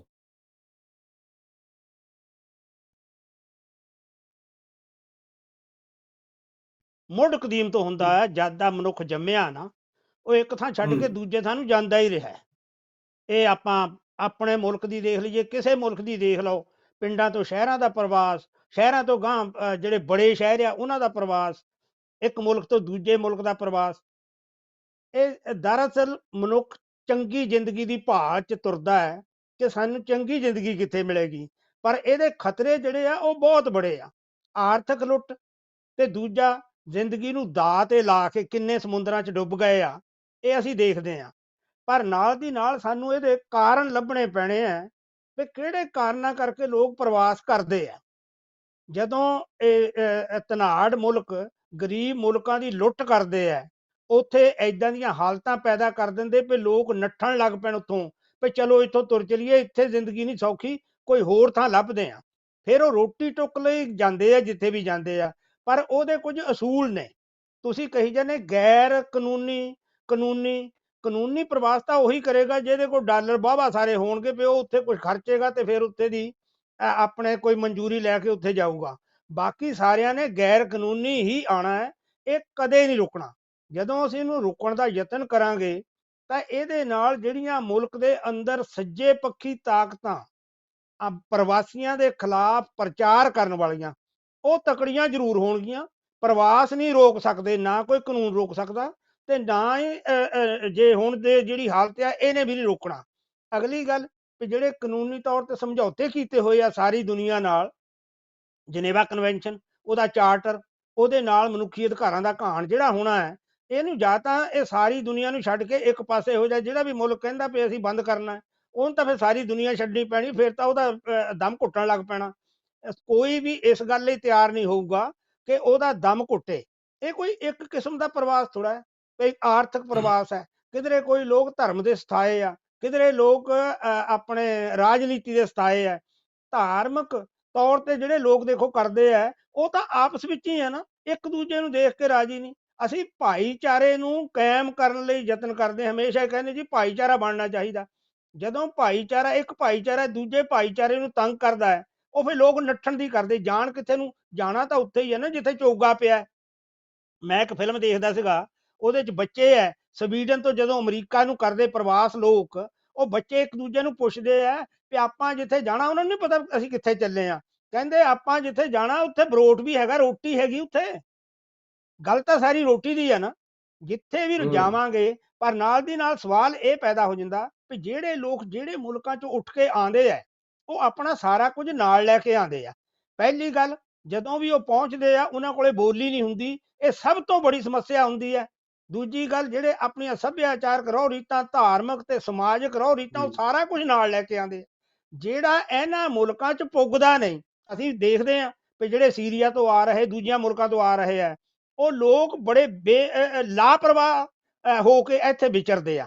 ਉਹਨਾਂ ਨੂੰ ਲਾਪਰਵਾਹ ਹੋ ਕੇ ਵਿਚਰਨ ਦੀ ਆਗਿਆ ਤਾਂ ਨਹੀਂ, ਪਰ ਉਹ ਆਪਣੇ ਸੱਭਿਆਚਾਰ ਚੋਂ, ਆਪਣੇ ਮੁਲਕ ਚੋਂ, ਆਪਣੇ ਭਾਈਚਾਰੇ ਚੋਂ ਜੋ ਉਹਨੇ ਸਿੱਖਿਆ ਉਹ ਲੈ ਕੇ ਆ ਰਹੇ ਆ। ਇਹ ਬਖਰੇਵਾਂ, ਜਿਹੜਾ ਸੱਭਿਆਚਾਰਕ ਬਖਰੇਵਾਂ, ਇਹ ਬਹੁਤ ਸਾਰੀਆਂ ਸਮੱਸਿਆਵਾਂ ਪੈਦਾ ਕਰਦਾ, ਤਦੇ ਉਹ ਤੁਹਾਡਾ ਪ੍ਰਧਾਨ ਮੰਤਰੀ ਹੋਵੇ ਜਾਂ ਬਾਕੀ ਦੇ ਯੂਰਪ ਦੇ ਮੁਲਕਾਂ ਦੇ ਸਾਰੇ ਹੀ ਪ੍ਰਧਾਨ ਮੰਤਰੀ ਹੋਣ। ਹੁਣ ਪਿੱਛੇ ਜਾਏ ਇਟਲੀ ਚੋਣਾਂ ਹੋਈਆਂ, ਇਟਲੀ ਚੋਣਾਂ ਉਹ ਕਾਹਦੇ ਆਸਰੇ ਜਿੱਤੀ ਹੈ? ਸਿਰਫ ਪ੍ਰਵਾਸੀਆਂ ਦੇ ਖਿਲਾਫ ਜੀ, ਮੈਂ ਪ੍ਰਵਾਸੀ ਰੋਕਣੇ ਆ, ਉਹ ਜਿੱਤ ਗਈ। ਹੁਣ ਜਿੱਤ ਕੇ ਹੋਊਗਾ ਕੀ? ਉਹਨਾਂ ਦੀ ਆਰਥਿਕ ਹਾਲਤ ਨਹੀਂ ਬਦਲਣ ਲੱਗੀ, ਕਿਉਂਕਿ ਨੀਤੀਆਂ ਨੇ ਤੈਅ ਕਰਨਾ ਹੈ ਪ੍ਰਵਾਸ ਦੀ। ਹਰ ਮੁਲਕ ਨੂੰ ਉਹਨਾਂ ਲੋਕਾਂ ਦੀ ਲੋੜ ਹੈ ਜਿਹੜੇ ਇੱਥੇ ਕੰਮ ਕਰ ਸਕਣ। ਬਾਹਰੋਂ ਵੀ ਮੰਗਾਉਂਦੇ ਹੀ ਆ ਨਾ, ਉਹ ਸਿੱਖੇ ਹੋਏ ਮੰਗਾਉਂਦੇ ਆ, ਪਰ ਇਹ ਜਿਹੜੇ ਲੋਕ ਇੱਥੇ ਆ ਰਹੇ ਆ ਇਹ ਬਹੁਤੇ ਅਣਸਿੱਖੇ ਤੇ ਬਹੁਤੀ ਮਿਡਲ ਕਲਾਸ ਆਉਂਦੀ ਆ। ਬਹੁਤ ਗਰੀਬ ਬੰਦਾ ਬਾਹਰ ਨਹੀਂ ਆਉਂਦਾ ਹੈ, ਨਾ ਬਹੁਤ ਅਮੀਰ ਬੰਦਾ ਪ੍ਰਵਾਸੀ ਬਣਦਾ। ਪ੍ਰਵਾਸੀ ਤਾਂ ਨਹੀਂ, ਉਹਨੇ ਤਾਂ ਮੁਲਕ ਹੀ ਬਦਲਣਾ, ਉਹ ਪਹਿਲਾਂ ਵੀ ਇਦਾਂ ਹੀ ਵਿਚਰਦਾ ਹੈ। ਇਸ ਕਰਕੇ ਜ਼ਰੂਰੀ ਇਹ ਹੈ ਕਿ ਜਿਹੜਾ ਆਪਾਂ ਦੇਖਦੇ ਹਾਂ ਕਿ ਜਿਹੜੀਆਂ ਵੀ ਕਿਸਮ ਦੀਆਂ ਹੋ ਰਹੀਆਂ ਇਹ ਆਪਣਾ ਪ੍ਰਵਾਸ, ਇਹਨੂੰ ਰੋਕਣ ਲਈ ਨਹੀਂ, ਇਹਨੂੰ ਸੈੱਟ ਕਰਨ ਲਈ ਯਤਨ ਕਰਨੇ ਚਾਹੀਦੇ ਵੀ ਜਿੰਨੇ ਕੁ ਲੋਕ ਸਾਡੇ ਆਣੇ ਆ ਉਹਨਾਂ ਨੂੰ ਅਸੀਂ ਸੈੱਟ ਕਿਵੇਂ ਕਰਨਾ। ਦੂਜੀ ਗੱਲ, ਜਿੰਨੇ ਵੀ ਇਹ ਧਨਾੜ ਮੁਲਕ ਹੈ ਗਰੀਬ ਮੁਲਕਾਂ ਦੀ ਲੁੱਟ ਕਰਦੇ ਆ, ਪਹਿਲਾਂ ਇਹ ਲੁੱਟ ਬੰਦ ਕਰਨ ਤਾਂ ਕਿ ਉਹ ਲੋਕ ਆਪਣੀ ਜ਼ਿੰਦਗੀ ਉੱਥੇ ਮਹਿਫੂਜ਼ ਸਮਝਣ ਤੇ ਫਿਰ ਉਹ ਬਾਹਰ ਜਾਣ ਦਾ ਵੀ ਚੇਤਾ ਨਹੀਂ ਕਰਨਗੇ, ਨਾ ਉਹ ਬਹੁਤਾ ਇਹਦੇ ਬਾਰੇ ਜ਼ਿੰਦਗੀ ਨੂੰ ਦਾਅ ਤੇ ਲਾਣਗੇ। ਹੁਣ ਜਿੰਨੇ ਬੰਦੇ ਆ, ਕੋਈ ਜੰਗਲਾਂ 'ਚ ਮਰ ਗਿਆ, ਕੋਈ ਆਪਣੇ ਪਾਣੀ 'ਚ ਮਰ ਗਿਆ, ਉਹਨਾਂ ਦੀਆਂ ਜ਼ਿੰਦਗੀਆਂ ਅਜਾਈ ਗਈਆਂ ਨਾ। ਅਜਾਈ ਇਸ ਕਰਕੇ ਗਈਆਂ ਕਿ ਕਾਨੂੰਨ ਤੋਂ ਡਰ ਕੇ ਉਹਨਾਂ ਨੇ ਆਪਣੀਆਂ ਜ਼ਿੰਦਗੀਆਂ ਗਵਾਤੀਆਂ। ਕਾਨੂੰਨ ਦਾ ਡਰ ਨਹੀਂ ਪੈਦਾ ਕਰਨਾ ਚਾਹੀਦਾ, ਕਾਨੂੰਨ ਨੂੰ ਇਦਾਂ ਦਾ ਭਰੋਸਾ ਦੇਣਾ ਚਾਹੀਦਾ ਵੀ ਜਿਹੜਾ ਵੀ ਬੰਦਾ ਆ ਰਿਹਾ ਉਹਦੀ ਜ਼ਿੰਦਗੀ ਮਹਿਫੂਜ਼ ਹੈ, ਉਹਨੂੰ ਸੁਰੱਖਿਆ ਮਿਲੇਗੀ। ਇਹ ਸੁਰੱਖਿਆ ਦੇਣੀ ਇਹਨਾਂ ਦੀ ਜ਼ਿੰਮੇਵਾਰੀ ਹੈ, ਨਾ ਕਿ ਲੋਕਾਂ ਨੂੰ ਬੰਦ ਕਰਨਾ। ਤੇ ਨਾਲ ਦੀ ਨਾਲ ਹੁਣ ਥੋੜ੍ਹਾ ਜਿਹਾ ਅਸੀਂ ਜਿਹੜੀਆਂ ਖਬਰਾਂ ਦੀ ਨਾਲ ਤਸਵੀਰਾਂ ਦਿਖਾ ਰਹੇ ਸੀ ਕਿ ਜਿਹੜੇ ਲੋਕ ਇਸ ਵੇਲੇ ਯੂਰਪ ਤੋਂ ਆ ਰਹੇ ਆ, ਉਹ ਵੀ ਜਿੱਦਾਂ ਕਹਿ ਦਈਏ ਕਿ ਉਹ ਬੜੇ ਔਖੇ ਹੋ ਕੇ ਬਾਹਰ ਸੌਂਦੇ ਆ ਕਿਉਂਕਿ ਉਹਨਾਂ ਨੂੰ ਰਿਹਾਇਸ਼ ਨਹੀਂ ਹੈਗੀ। ਤੇ ਬਲਦੇਵ ਜੀ, ਹੁਣ ਅਸੀਂ ਦੇਖਦੇ ਆ ਕਿ ਜਿਹੜਾ ਅਲਬੇਨੀਆ ਹੈਗਾ ਉੱਥੋਂ ਜਿਹੜੇ ਜ਼ਿਆਦਾ ਲੋਕ ਆਏ ਆ। ਜਿਹੜਾ ਅਲਬੇਨੀਆ ਹੁਣ ਦੇਖਦੇ ਆ ਕਿ ਅਸੀਂ ਯੂਰਪ ਦੇ ਨਾਲ ਹੀ ਲੱਗਦਾ ਹੈ ਬਿਲਕੁਲ। ਤੇ ਉਸ ਤੋਂ ਬਾਅਦ ਜਿਹੜੀ ਸਭ ਤੋਂ ਵੱਡੀ ਗਿਣਤੀ ਅਫਗਾਨਿਸਤਾਨ ਦੀ ਹੈਗੀ ਆ, ਉਹ ਵੀ ਤੁਸੀਂ ਦੇਖਦੇ ਆ। ਤੇ ਜਿਹੜੀਆਂ ਗਿਣਤੀਆਂ ਹੈ, ਅਗਰ ਤੁਹਾਡੇ ਕੋਲ ਤੁਹਾਡੇ ਮੁਲਕ ਦੇ ਵਿੱਚ ਇਹਨਾਂ ਲੋਕਾਂ ਨੂੰ ਈਰਾਨ, ਇਰਾਕ, ਸੀਰੀਆ, ਹਾਲਾਂਕਿ ਈਰਾਨ ਦੇ ਵਿੱਚ ਜਿਹੜੀ ਹਾਲਾਤ ਅਸੀਂ ਦੇਖਦੇ ਹਾਂ ਕਿ ਬਹੁਤ ਸਾਰੇ ਜਿਹੜੇ ਭਾਰਤੀ ਲੋਕ ਸਨ ਉਹ ਕਿਸੇ ਵੇਲੇ ਈਰਾਨ, ਇਰਾਕ, ਸੀਰੀਆ ਦੇ ਵਿੱਚ ਉਹ ਨੌਕਰੀਆਂ ਕਰਨ ਜਾਇਆ ਕਰਦੇ ਸਨ, ਔਰ ਕੁਵੈਤ ਦੇ ਵਿੱਚ ਜਾਂ ਮਿਡਲ ਈਸਟ ਦੇ ਵਿੱਚ ਵੀ ਆਪਾਂ ਗੱਲ ਕਰਦੇ ਹਾਂ। ਪਰ ਉਹਨਾਂ ਦੇਸ਼ਾਂ ਦੀ ਜਿਹੜੀ ਹਾਲਤ ਆ ਉਹ ਵੀ ਹੁਣ ਦੇਖਿਆ ਜਾਵੇ ਕਿ ਬਦਤਰ ਹੋਈ ਜਾ ਰਹੀ ਆ ਕਿ ਈਰਾਨ ਤੋਂ 9100 ਲੋਕਾਂ ਨੂੰ ਜਾਂ 9000 ਲੋਕਾਂ ਨੂੰ ਬਰਤਾਨੀਆ ਵਿੱਚ ਆਉਣ ਦੀ ਕੀ ਲੋੜ ਪੈ ਗਈ। ਤੇ ਜਦ ਕਿ ਉੱਥੇ ਹਾਲਾਤ ਆਪਾਂ ਦੇਖਦੇ ਹਾਂ ਕਿ ਜਿਹੜੇ ਬਹੁਤ ਸਾਰੇ ਸਾਡੇ ਭਾਰਤੀ ਪੰਜਾਬੀ ਆ ਉਹ ਇਹਨਾਂ ਮੁਲਕਾਂ ਵਿੱਚ ਨੌਕਰੀ ਵੀ ਕਰਨ ਜਾ ਰਹੇ ਆ। ਪਰ ਹੁਣ ਸਮੱਸਿਆ ਇਹ ਹੋ ਗਈ ਆ ਕਿ ਜੇ ਤੁਹਾਡੇ ਕੋਲ ਇੱਥੋਂ ਉਹਨਾਂ ਲੋਕਾਂ ਨੂੰ ਸਹੂਲਤਾਂ ਹੈ ਹੀ ਨਹੀਂ ਦੇਣ ਵਾਸਤੇ, ਜਾਂ ਇੱਥੋਂ ਜਿਹੜੇ ਨਾਗਰਿਕ ਨੇ, ਜਿਹੜੇ ਇੱਥੇ ਟੈਕਸ ਪੇਅਰਸ ਨੇ, ਉਹਨਾਂ ਨੂੰ ਉਹ ਸਹੂਲਤਾਂ ਨਹੀਂ ਮਿਲ ਰਹੀਆਂ ਹੈਗੀਆਂ ਜਿਹੜੀਆਂ ਕਿ ਦੂਜੇ ਆਉਣ ਵਾਲੇ ਜਿਹੜੇ ਪਨਾਹਗੀਰ ਨੇ ਉਹਨਾਂ ਨੂੰ ਦਿੱਤੀਆਂ ਜਾ ਰਹੀਆਂ ਨੇ, ਫਿਰ ਤੁਸੀਂ ਇਸ ਜਿਹੜੀ ਸਰਕਾਰ ਦੀ ਆ ਉਹ ਜ਼ਿੰਮੇਵਾਰੀ ਕਿੱਦਾਂ ਦੇਖਦੇ ਆ ਬਲਦੇਵ ਜੀ? ਦੇਖੋ, ਇਹ ਜਿਹੜੀ ਜ਼ਿੰਮੇਵਾਰੀ ਹੈਗੀ ਆ, ਤੁਹਾਨੂੰ ਪਤਾ ਕਿ ਜਦੋਂ ਆਪਣੇ ਕੈਮਰਨ ਪ੍ਰਧਾਨ ਮੰਤਰੀ ਸੀਗੇ, ਉਹਨਾਂ ਨੇ ਵੀ ਕੋਸ਼ਿਸ਼ ਕੀਤੀ ਸੀ ਕਿ ਵੀ ਇਸ ਸਮੱਸਿਆ ਦਾ ਕਿਸੇ ਨਾ ਕਿਸ ਤਰ੍ਹਾਂ ਹੱਲ ਕੀਤਾ ਜਾਵੇ। ਉਹ ਸਮੱਸਿਆ ਜਿਹੜੀ ਸੀਗੀ ਉਹ ਕਿਉਂਕਿ ਯੂਰਪੀਅਨ ਯੂਨੀਅਨ ਦੀ ਸੀਗੀ, ਕਿਉਂਕਿ ਉਹਨਾਂ ਨੇ ਜਿਹੜਾ ਰੂਲ ਸੀਗਾ ਕਿ ਬਈ ਜੇਕਰ ਤੁਸੀਂ ਯੂਰਪੀਅਨ ਯੂਨੀਅਨ ਦੇ ਮੈਂਬਰ ਹੈਗੇ ਆ ਤੇ ਜਿਹੜੇ ਲੋਕ ਹੈਗੇ ਆ, ਜਿਹੜੀ ਲੇਬਰ ਫੋਰਸ ਆ, ਉਹ ਕਿਸੇ ਵੀ ਯੂਰਪੀਅਨ ਮੁਲਕ ਦੇ ਵਿੱਚ ਬਗੈਰ ਰੋਕ ਟੋਕ ਦੇ ਇੱਧਰ ਉੱਧਰ ਆ ਜਾ ਸਕਦੀ ਹੈਗੀ ਆ। ਤੇ ਉਹਨਾਂ ਨੇ ਯੂਰਪੀਅਨ ਯੂਨੀਅਨ ਤੋਂ ਆਪਾਂ ਜਿਹੜੇ ਆ ਵਾਪਸ ਬਾਹਰ ਨਿਕਲ ਗਏ ਹੈਗੇ ਆ ਇਸ ਸਮੱਸਿਆ ਦਾ। ਸ਼ਾਇਦ ਉਹ ਸਮਝਦੇ ਸੀ ਕਿ ਵੀ ਇਹੀ ਹੱਲ ਹੈਗਾ, ਉਹ ਵੀ ਨਹੀਂ ਮਿਲਿਆ ਹੈਗਾ। ਬਾਕੀ ਗੱਲ ਜਿਹੜੀ ਆਉਂਦੀ ਆ ਉਹ ਇਹੀ ਆ ਕਿ ਬਈ ਜਿਸ ਤਰ੍ਹਾਂ ਕੇਰ ਸ਼ਰੀਫ ਨੇ ਕਿਹਾ ਹੈਗਾ ਕਿ ਪਹਿਲਾਂ ਤਾਂ ਦੇਖੋ ਵੀ ਕਿਹਨਾਂ ਮੁਲਕਾਂ ਤੋਂ ਇਹ ਲੋਕ ਭੱਜ ਕੇ ਯੂਰਪ ਨੂੰ ਆਉਂਦੇ ਹੈਗੇ ਆ। ਚਲੋ ਆਪਾਂ ਅਲਬੇਨੀਆ ਦੀ ਹਜੇ ਗੱਲ ਨਹੀਂ ਕਰਦੇ ਕਿਉਂਕਿ ਉੱਥੋਂ ਅਲਬੇਨੀਆ ਜਿਹੜਾ ਯੂਰਪ ਦਾ ਸਭ ਤੋਂ ਗਰੀਬ ਮੁਲਕ ਹੈਗਾ, ਉਹ ਵੀ ਗਰੀਬੀ ਦੇ ਮਾਰਿਓ ਇੱਧਰ ਨੂੰ ਦੌੜਦੇ ਆ। ਦੂਸਰੀ ਗੱਲ ਹੈਗੀ ਆ, ਅਫਗਾਨਿਸਤਾਨ ਤੋਂ ਆਉਂਦੇ ਆ, ਈਰਾਨ ਤੋਂ ਆਉਂਦੇ ਆ, ਇਰਾਕ ਤੋਂ ਆਉਂਦੇ ਆ, ਸੀਰੀਆ ਤੋਂ ਆਉਂਦੇ ਆ। ਇਹ ਮੁਲਕਾਂ ਦੇ ਜਿਹੜੇ ਲੋਕ ਹੈਗੇ ਆ ਉਹ ਕਿਉਂ ਆਉਂਦੇ? ਤੁਹਾਨੂੰ ਪਤਾ ਅਫਗਾਨਿਸਤਾਨ ਦੇ ਵਿੱਚ ਯੂਰਪ ਵੱਲੋਂ ਜਾਂ ਜਿਹੜੇ ਅਮਰੀਕਾ ਵੱਲੋਂ ਤੇ ਯੂਰਪ ਵੱਲੋਂ ਉੱਥੇ 20 ਸਾਲ ਲੜਾਈ ਜਿਹੜੀ ਸੀ ਲੜੀ ਗਈ, ਉਹਦੇ ਕਰਕੇ ਲੋਕ ਤੰਗ ਵੀ ਹੋਏ। ਅਫਗਾਨਿਸਤਾਨ ਤੋਂ ਉਹ ਯੂਰਪ ਨੂੰ ਕਿਉਂ ਭੱਜਦੇ ਹੈਗੇ ਆ? ਕਿਉਂਕਿ ਉੱਥੇ ਜਿਹੜੀ ਲੜਾਈ ਲੜੀ ਸੀਗੀ ਉਹਦਾ ਕਰਕੇ ਭੱਜਦੇ ਆ। ਇਰਾਕ ਦੇ ਵਿੱਚ ਵੀ ਉਹ ਲੜਾਈ ਹੋਈ, ਔਰ ਇਹ ਜਿਹੜਾ ਯੂਰਪੀਅਨ ਮੁਲਕਾਂ ਦਾ ਜਿਹੜੇ ਦਖਲ ਅੰਦਾਜ਼ੀ ਆ ਉਹ ਈਰਾਨ ਦੇ ਵਿੱਚ ਵੀ ਹੋਈ ਹੈਗੀ ਆ। ਸੋ ਇਹ ਜਿਹੜੀਆਂ ਗੱਲਾਂ ਹੈਗੀਆਂ, ਇਹਨਾਂ ਨੂੰ ਮੁੱਖ ਰੱਖਦੇ ਹੋਏ ਯੂਰਪ ਦੇ ਮੁਲਕਾਂ ਨੂੰ ਇਸ ਸਮੱਸਿਆ ਦਾ ਹੱਲ ਇਸ ਲਿਹਾਜ਼ ਤੋਂ ਕਰਨਾ ਚਾਹੀਦਾ, ਨਾ ਕਿ ਉਹਨਾਂ ਨੂੰ ਰੋਕਣ ਦੀ ਕੋਸ਼ਿਸ਼ ਕਰਨੀ ਚਾਹੀਦੀ ਆ ਕਿ ਬਈ ਉਹ ਕਿਉਂ ਆ ਰਹੇ ਹੈਗੇ ਆ। ਉਹ ਜਿਹੜੀਆਂ ਕੇਰ ਸ਼ਰੀਫ ਜੀ ਨੇ ਕਿਹਾ ਕਿ ਇਹ ਸਮੱਸਿਆ ਕਦੇ ਵੀ ਹੱਲ ਨਹੀਂ ਹੋਣੀ ਹੈਗੀ, ਔਰ ਹੋਈ ਵੀ ਨਹੀਂ। ਮੈਂ ਪਹਿਲਾਂ ਵੀ ਕਿਹਾ ਕਿ 70-75 ਸਾਲ ਤੋਂ ਇਹ ਸਮੱਸਿਆ ਜਿਹੜੀ ਆ ਕਦੇ ਵੀ ਹੱਲ ਨਹੀਂ ਹੋਈ ਹੈਗੀ। ਯੂਰਪ ਵੱਲੋਂ ਲੋਕ ਜਿਹੜੇ ਆ ਉਹ ਆਉਂਦੇ ਹੀ ਰਹਿਣਗੇ, ਲੇਕਿਨ ਇਹਨੂੰ ਕਿਸੇ ਢੰਗ ਤਰੀਕੇ ਦੇ ਨਾਲ ਕਿਸ ਤਰ੍ਹਾਂ ਸਵਾਰਿਆ ਜਾ ਸਕਦਾ, ਇਸ ਸਮੱਸਿਆ ਦਾ ਹੱਲ ਕਿਸ ਤਰ੍ਹਾਂ ਲੱਭਿਆ ਜਾ ਸਕਦਾ, ਉਹ ਯੂਰਪੀਅਨ ਯੂਨੀਅਨ ਦੇ ਨਾਲ ਰਲ ਕੇ ਹੀ ਇਹਨਾਂ ਨੂੰ ਇਹ ਕੰਮ ਕਰਨਾ ਪੈਣਾ। ਕੇਰ ਜੀ, ਪਿਛਲੇ ਦਿਨਾਂ ਦੇ ਵਿੱਚ ਇਹ ਵੀ ਦੇਖਿਆ ਕਿ ਜਰਮਨੀ ਨੇ ਤਕਰੀਬਨ 10-12 ਲੱਖ ਦੇ ਕਰੀਬ ਜਿਹੜੇ ਸ਼ਰਨਾਰਥੀ ਲਏ ਸੀ, ਜਿਹੜੇ ਕਿ ਸੀਰੀਆ, ਇਰਾਕ ਔਰ ਲੀਬੀਆ ਵੱਲੋਂ ਆਏ ਸੀਗੇ, ਤੇ ਉਹ ਸਾਰੇ ਜਿਹੜੇ ਸੀਗੇ ਉਹਨਾਂ ਨੂੰ ਬਰਤਾਨੀਆ ਵੀ ਆਉਣੇ ਚਾਹੁੰਦੇ ਸੀ, ਪਰ ਬਰਤਾਨੀਆ ਨੇ ਉਹਨੂੰ ਨਹੀਂ ਲਿਆ, ਹੰਗਰੀ ਨੇ ਵੀ ਨਹੀਂ ਲਿਆ, ਬਹੁਤ ਸਾਰੇ ਮੁਲਕਾਂ ਨੇ ਨਹੀਂ ਲਿਆ, ਤੇ ਜਰਮਨੀ ਦੇ ਵਿੱਚ ਬਹੁਤ ਲੋਕ ਗਏ। ਕੀ ਤੁਹਾਡੇ ਖਿਆਲ ਦੇ ਵਿੱਚ ਇਹ ਜਿਹੜੇ ਜ਼ਿਆਦਾ ਜਿਹੜੇ ਪਨਾਹਗੀਰ ਆਉਂਦੇ ਨੇ, ਤੇ ਉਹਨਾਂ ਦਾ ਵੀ ਜਿਹੜੀ ਤੁਹਾਡੀ ਜਿਹੜੀ ਜ਼ਿੰਦਗੀ ਆ ਉੱਥੇ, ਲੋਕਾਂ ਦੀ ਆਮ ਜ਼ਿੰਦਗੀ ਆ ਲੋਕਾਂ ਦੀ, ਉਹਦੇ ਉੱਤੇ ਕੋਈ ਅਸਰ ਤੁਹਾਨੂੰ ਪੈਂਦਾ ਨਜ਼ਰ ਆਉਂਦਾ ਤੁਹਾਨੂੰ ਉਹਦਾ? ਬਿਲਕੁਲ ਇਹ ਪ੍ਰਭਾਵਿਤ ਕਰਦੇ। ਜਿਵੇਂ ਮੈਂ ਪਹਿਲਾਂ ਵੀ ਕਿਹਾ ਵੀ ਜਿਹੜਾ ਜਿਸ ਸਮਾਜ ਚੋਂ ਆ ਰਿਹਾ, ਉਹ ਆਪਣੀਆਂ ਚੰਗੀਆਂ ਮਾੜੀਆਂ ਸਾਰੀਆਂ ਹੀ ਆਦਤਾਂ ਨਾਲ ਲੈ ਕੇ ਆ ਰਿਹਾ। ਹੁਣ ਕੋਈ ਅਫਗਾਨਿਸਤਾਨ ਤੋਂ ਆਏਗਾ, ਉਹਨੂੰ ਪਤਾ ਹੈ ਕਿ ਮੇਰੇ ਸਮਾਜ 'ਚ ਔਰਤਾਂ ਦੀ ਕੋਈ ਬਹੁਤੀ ਬੁੱਕਤ ਨਹੀਂ ਹੈ। ਉਹ ਇੱਥੇ ਜਦੋਂ ਔਰਤਾਂ ਵੱਲ ਦੇਖਦਾ ਹੈ ਤਾਂ ਉਸੇ ਹੀ ਨਜ਼ਰ ਨਾਲ ਦੇਖਦਾ ਹੈ ਜਿਹੜੀ ਨਜ਼ਰ ਨਾਲ ਆਪਣੀ ਸਮਾਜ ਚੋਂ ਉਹ ਆਪਣਾ ਨਜ਼ਰੀਆ ਲੈ ਕੇ ਆਇਆ ਹੈ।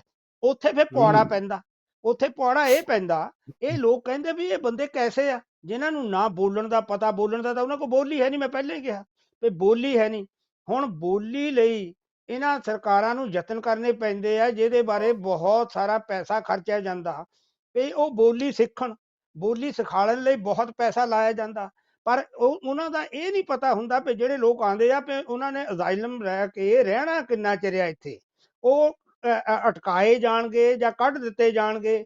ਇਸ ਕਰਕੇ ਸਰਕਾਰਾਂ ਸੋਚਦੀਆਂ ਵੀ ਇਹਨਾਂ ਦੇ ਛੇਤੀ ਤੋਂ ਛੇਤੀ ਜਦੋਂ ਆਉਂਦੇ ਆ, ਉਹਨਾਂ ਨੂੰ ਛੇਤੀ ਤੋਂ ਛੇਤੀ ਇੱਥੋਂ ਭਜਾਉਣ ਦਾ ਯਤਨ ਕੀਤਾ ਜਾਵੇ। ਉਹ ਕਾਨੂੰਨੀ ਗੱਲ ਤਾਂ ਕਾਨੂੰਨੀ ਕਹੀ ਜਾਂਦੀ ਹੈ ਵੀ ਕਾਨੂੰਨ ਵਰਤੋ, ਪਰ ਕਾਨੂੰਨ ਜਿਹੜਾ ਆ ਉਹ ਜਦੋਂ ਅਸੀਂ ਕਹਿੰਦੇ ਆ, ਜਿਹੜੇ ਭਾਈਚਾਰੇ ਚੋਂ ਅਸੀਂ ਆਨੇ ਆ, ਸਰਬੱਤ ਦਾ ਭਲਾ, ਅਸੀਂ ਫਿਰ ਸਰਬੱਤ ਦੇ ਭਲੇ ਵਾਲੇ ਜਿਹੜੇ ਆ ਉਹ ਆਪਣੇ ਜਥੇਬੰਦੀਆਂ ਲੱਭਦੇ ਆ, ਜਿਹੜੀਆਂ ਮਨੁੱਖੀ ਅਧਿਕਾਰਾਂ ਵਾਲੀਆਂ ਜਥੇਬੰਦੀਆਂ ਨੇ। ਉਹਨਾਂ ਦਾ ਤਾਂ ਸਿੱਧਾ ਜਿਹਾ ਸਵਾਲ ਹੈ ਵੀ ਜਿਹੜਾ ਆ ਗਿਆ ਭਾਈ, ਇਹਨੂੰ ਰਹਿਣ ਸਹਿਣ ਵੀ ਦਿਓ, ਰੋਟੀ ਪਾਣੀ ਵੀ ਦਿਓ, ਕਿਉਂਕਿ ਇਹ ਤਾਂ ਪਹਿਲਾਂ ਹੀ ਮੌਤ ਤੋਂ ਭੱਜਿਆ ਆਇਆ। ਜੇ ਤੁਸੀਂ ਵੀ ਮੌਤ ਦਿੰਦੇ ਹੋ ਤਾਂ ਫਿਰ ਤੁਸੀਂ ਮਨੁੱਖੀ ਅਧਿਕਾਰਾਂ ਦੇ ਰਾਖੇ ਕਿਵੇਂ ਹੋਏ? ਮਨੁੱਖੀ ਅਧਿਕਾਰਾਂ ਦਾ ਸਭ ਤੋਂ ਵੱਧ ਇਹਦੇ 'ਚ ਰੌਲਾ ਪੈਂਦਾ ਹੈ ਵੀ ਮਨੁੱਖੀ ਅਧਿਕਾਰਾਂ ਕਰਕੇ ਇਹਨੂੰ ਨਹੀਂ ਕੱਢਿਆ ਜਾਣਾ। ਇਹ ਠੀਕ ਹੈ ਕਿ ਹਰ ਮੁਲਕ 'ਚ, ਤੁਹਾਡੇ ਮੁਲਕ 'ਚ ਵੀ ਹੋਏਗਾ, ਸਾਡੇ ਮੁਲਕ 'ਚ ਸੱਜੇ ਪੱਖੀ ਪਾਰਟੀ ਆ, ਉਹ 10-12% ਤੱਕ ਵੋਟਾਂ ਲਿਜਾਂਦੀ ਆ, ਇਸ ਕਰਕੇ ਹੀ ਕਿ ਉਹ ਸਿਰਫ ਸਿੱਧਾ ਜਿਹਾ ਸਵਾਲ ਉਹਨਾਂ ਦਾ ਵਿਰੋਧ ਕਰੋ ਬਾਹਰਲਿਆਂ ਦਾ। ਹਾਲਾਂਕਿ ਜਿਹੜੇ ਬਾਹਰਲੇ ਇੱਥੇ ਲੋਕ ਨੇ, ਦੂਜੀ ਸੰਸਾਰ ਜੰਗ ਤੋਂ ਬਾਅਦ ਇਸ ਮੁਲਕ ਨੂੰ ਬਣਾਉਣ ਵਾਲੇ ਬਹੁਤੇ ਬਾਹਰਲੇ ਲੋਕ ਨੇ। ਜਿਹੜੇ ਗੰਦੇ ਕੰਮ ਸਨ, ਜਿਹੜੇ ਉਹ ਤੁਹਾਡੇ ਮੁਲਕ 'ਚ ਵੀ ਹੋਇਆ, ਸਾਡੇ ਮੁਲਕ 'ਚ ਵੀ ਹੋਇਆ, ਔਖੇ ਕੰਮ ਸਨ, ਉਹ ਸਾਰੇ ਦੇ ਸਾਰੇ ਉਹਨਾਂ ਲੋਕਾਂ ਨੇ ਕੀਤੇ ਜਿਹੜੇ ਬਾਹਰਲੇ ਪ੍ਰਵਾਸੀ ਆ ਕੇ ਇੱਥੇ ਇਸ ਮੁਲਕ ਨੂੰ ਇਸ ਪੱਧਰ ਤੱਕ ਪਹੁੰਚਾਇਆ।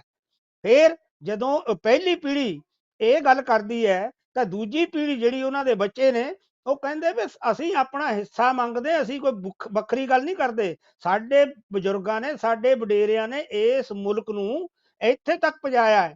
ਜੇ ਅੱਜ ਤੁਸੀਂ ਸਿਰੇ ਤੇ ਖੜੇ ਆ ਤਾਂ ਸਾਡਾ ਵੀ ਉਹਦੇ 'ਚ ਹਿੱਸਾ ਹੈ। ਤੇ ਇਸ ਕਰਕੇ ਇਹ ਜਿਹੜਾ ਭਾਈਚਾਰਾ ਹੈ, ਸਰਬੱਤ ਦਾ ਭਲਾ ਜਿਹੜਾ ਅਸੀਂ ਕਹਿੰਦੇ ਆ, ਅਸੀਂ ਆਪ ਉਹਨਾਂ ਦੇ ਨਾਲ ਤੁਰਦੇ ਆ ਤੇ ਭਾਈ ਇਹਨਾਂ ਨੂੰ ਜ਼ਰੂਰ ਰਹਿਣਯੋਗ ਤੇ ਸਹਿਣਯੋਗ ਹਾਲਤਾਂ ਦਿੱਤੀਆਂ ਜਾਣ, ਤਾਂ ਕਿ ਜਿਹੜਾ ਇਹ ਪ੍ਰਵਾਸ ਦਾ ਉਹੀ ਗੱਲ ਹੈ, ਪ੍ਰਵਾਸ ਨਹੀਂ ਕਦੇ ਵੀ ਰੁਕਣਾ, ਨਾ ਕਦੇ ਮੁੱਕਣਾ। ਇਹ ਕਦੇ ਨਹੀਂ ਮੁੱਕਣਾ, ਕਿਉਂਕਿ ਬੰਦੇ ਦੀ ਤਾਂਘ ਹੈ ਚੰਗੇ ਤੋਂ ਚੰਗੇ ਵੱਲ ਜਾਣ ਦੀ। ਹੁਣ ਜਿਹੜੇ ਛੋਟੇ ਸ਼ਹਿਰਾਂ 'ਚੋਂ ਬੜੇ ਸ਼ਹਿਰਾਂ 'ਚ ਜਾਂਦੇ ਆ, ਉਹ ਛੋਟੇ ਸ਼ਹਿਰਾਂ 'ਚ ਵੀ ਤਾਂ ਜ਼ਿੰਦਗੀ ਗੁਜ਼ਾਰਦੇ ਹੀ ਆ, ਅਸੀਂ ਪਿੰਡਾਂ 'ਚ ਵੀ ਜ਼ਿੰਦਗੀ ਗੁਜ਼ਾਰਦੇ ਹਾਂ। ਇਹ ਨਹੀਂ ਰੁਕਣਾ, ਨਾ ਇਹਨੂੰ ਰੋਕਣ ਦਾ ਯਤਨ ਕਰਨਾ ਚਾਹੀਦਾ। ਜਿੰਨਾ ਸਪਰਿੰਗ ਇਹ ਦੱਬਣਗੇ, ਉਨਾ ਹੀ ਸਪਰਿੰਗ ਤੁਹਾਨੂੰ ਆਏਗਾ। ਇਹ ਆਪਾਂ ਸਿੱਧੀ ਜੀ ਗੱਲ ਚੇਤੇ ਰੱਖੀਏ। ਠੀਕ ਹੈ ਕੇਰ ਜੀ, ਤੁਹਾਡਾ ਬਹੁਤ ਬਹੁਤ ਧੰਨਵਾਦ। ਤੇ ਨਾਲ ਦੀ ਨਾਲ ਆਪਾਂ ਹੁਣ ਇਹ ਵੀ ਦੇਖਾਂਗੇ, ਤੁਸੀਂ ਬੋਲੀ ਸਿਖਾਉਣ ਦੇ ਨਾਲ ਹੋਰ ਖਰਚਿਆਂ ਦੀ ਵੀ ਗੱਲ ਕੀਤੀ ਹੈ, ਉਹਦੀ ਵੀ ਆਪਾਂ ਗੱਲ ਕਰਾਂਗੇ ਪਿਛਲੇ ਸਮਿਆਂ ਦੇ ਵਿੱਚ ਜਿਹੜੀ ਧਾਰਮਿਕ ਨਫ਼ਰਤ ਵੀ ਫੈਲਾਉਣ ਦੀ ਕੋਸ਼ਿਸ਼ ਕੀਤੀ ਗਈ ਹੈ, ਉਹਦੇ ਵਿੱਚ ਵੀ ਅਸੀਂ ਆਬੂ ਹਮਜ਼ਾ ਦੀ ਗੱਲ ਕਰਦੇ, ਆਬੂ ਕਤਾਦਾ ਦੀ ਗੱਲ ਕਰਦੇ ਆ, ਉਹ ਵੀ ਸਾਡੇ ਸਾਹਮਣੇ ਆ। ਇਹੋ ਜਿਹੀਆਂ ਜਿਹੜੀਆਂ ਬਾਕੀ ਜਰਮਨੀ ਦੇ ਵਿੱਚ, ਫਰਾਂਸ ਦੇ ਵਿੱਚ ਜਿਹਨਾਂ ਲੋਕਾਂ ਦੀ ਤੁਸੀਂ ਗੱਲ ਕੀਤੀ ਆ, ਉਹ ਇੰਨੇ ਬੇਰਹਿਮੀ ਦੇ ਨਾਲ ਲੋਕਾਂ ਦੇ ਉੱਤੇ ਗੱਡੀਆਂ ਚੜਾ ਦਿੰਦੇ, ਲੋਕਾਂ ਨੂੰ ਮਾਰਨ ਦਾ ਯਤਨ ਕਰਦੇ ਨੇ। ਇਹ ਵੀ ਇੱਕ ਅਸਰ ਪਿਆ ਹੈ ਸਾਡੀ ਇੱਥੋਂ ਦੇ ਸਮਾਜ ਦੇ ਉੱਤੇ। ਪਰ ਆਓ ਦੇਖਦੇ ਹਾਂ ਕਿ ਕੱਲ ਜੋ ਇਹ ਕਾਨੂੰਨ ਇਹ ਪੇਸ਼ ਕੀਤਾ ਗਿਆ, ਔਰ ਇੱਥੋਂ ਦੀ ਜਿਹੜੀ ਵਿਦੇਸ਼ ਮੰਤਰੀ ਹੈਗੀ ਆ ਸੁਏਲਾ ਬ੍ਰੇਵਰਮੈਨ, ਤੇ ਨਾਲ ਦੀ ਨਾਲ ਜਿਹੜੀ ਵਿਰੋਧੀ ਪਾਰਟੀ ਆ ਉਹਦੀ ਵੀ ਅਸੀਂ ਗੱਲ ਸੁਣਦੇ ਹਾਂ। ਕਲਿੱਪ ਤੁਹਾਨੂੰ ਪਹਿਲਾਂ ਦਿਖਾਵਾਂਗੇ ਜਿਹਦੇ ਵਿੱਚ ਸੁਏਲਾ ਨੇ ਜਿਹੜਾ ਸਰਕਾਰੀ ਪੱਖ ਰੱਖਿਆ ਹੈ ਕਿ ਅਗਰ ਜਿਹੜੀ ਵਿਰੋਧੀ ਪਾਰਟੀ ਆ ਉਹ ਇਸ ਫੈਸਲੇ ਦਾ, ਸਾਡੀ ਨੀਤੀ ਦਾ ਉਹ ਸਮਰਥਨ ਨਹੀਂ ਕਰਦੀ, ਤਾਂ ਉਹ ਦੇਸ਼ ਵਿਰੋਧੀ ਹੋ ਸਕਦੀ ਆ, ਕਿ ਲੋਕਾਂ ਨੂੰ ਉਹ ਦਗਾ ਦੇ ਰਹੀ ਹੈਗੀ ਆ, ਜਿਹੜੇ ਹਾਰਡ ਵਰਕਿੰਗ ਜਿਹੜੇ ਲੋਕ ਨੇ, ਮਿਹਨਤੀ ਲੋਕ ਨੇ ਬਰਤਾਨੀਆ ਦੇ, ਉਹਨਾਂ ਦੇ ਨਾਲ ਧੋਖਾ ਕੀਤਾ ਜਾ ਰਿਹਾ ਹੈ। ਆਓ ਅਸੀਂ ਦੋਨੋਂ ਪੱਖ ਸੁਣਦੇ ਹਾਂ, ਫਿਰ ਆਪਣੀ ਇਸ ਗੱਲ ਨੂੰ ਅਸੀਂ ਅੱਗੇ ਤੋਰਾਂਗੇ। ਆਓ ਸੁਣਦੇ ਹਾਂ ਪਹਿਲਾ clip. Of course, the UK will always seek to uphold international law, and I am confident that this bill is compatible with international obligations. And when we stop the boats, Mr. Speaker, the bill will introduce an annual cap to be determined by Parliament on the number of refugees the UK will settle via safe and legal routes. This will ensure an orderly system, considering local authority capacity for housing, public services and support. So to conclude, Mr. Speaker, the British people are famously a fair and patient people.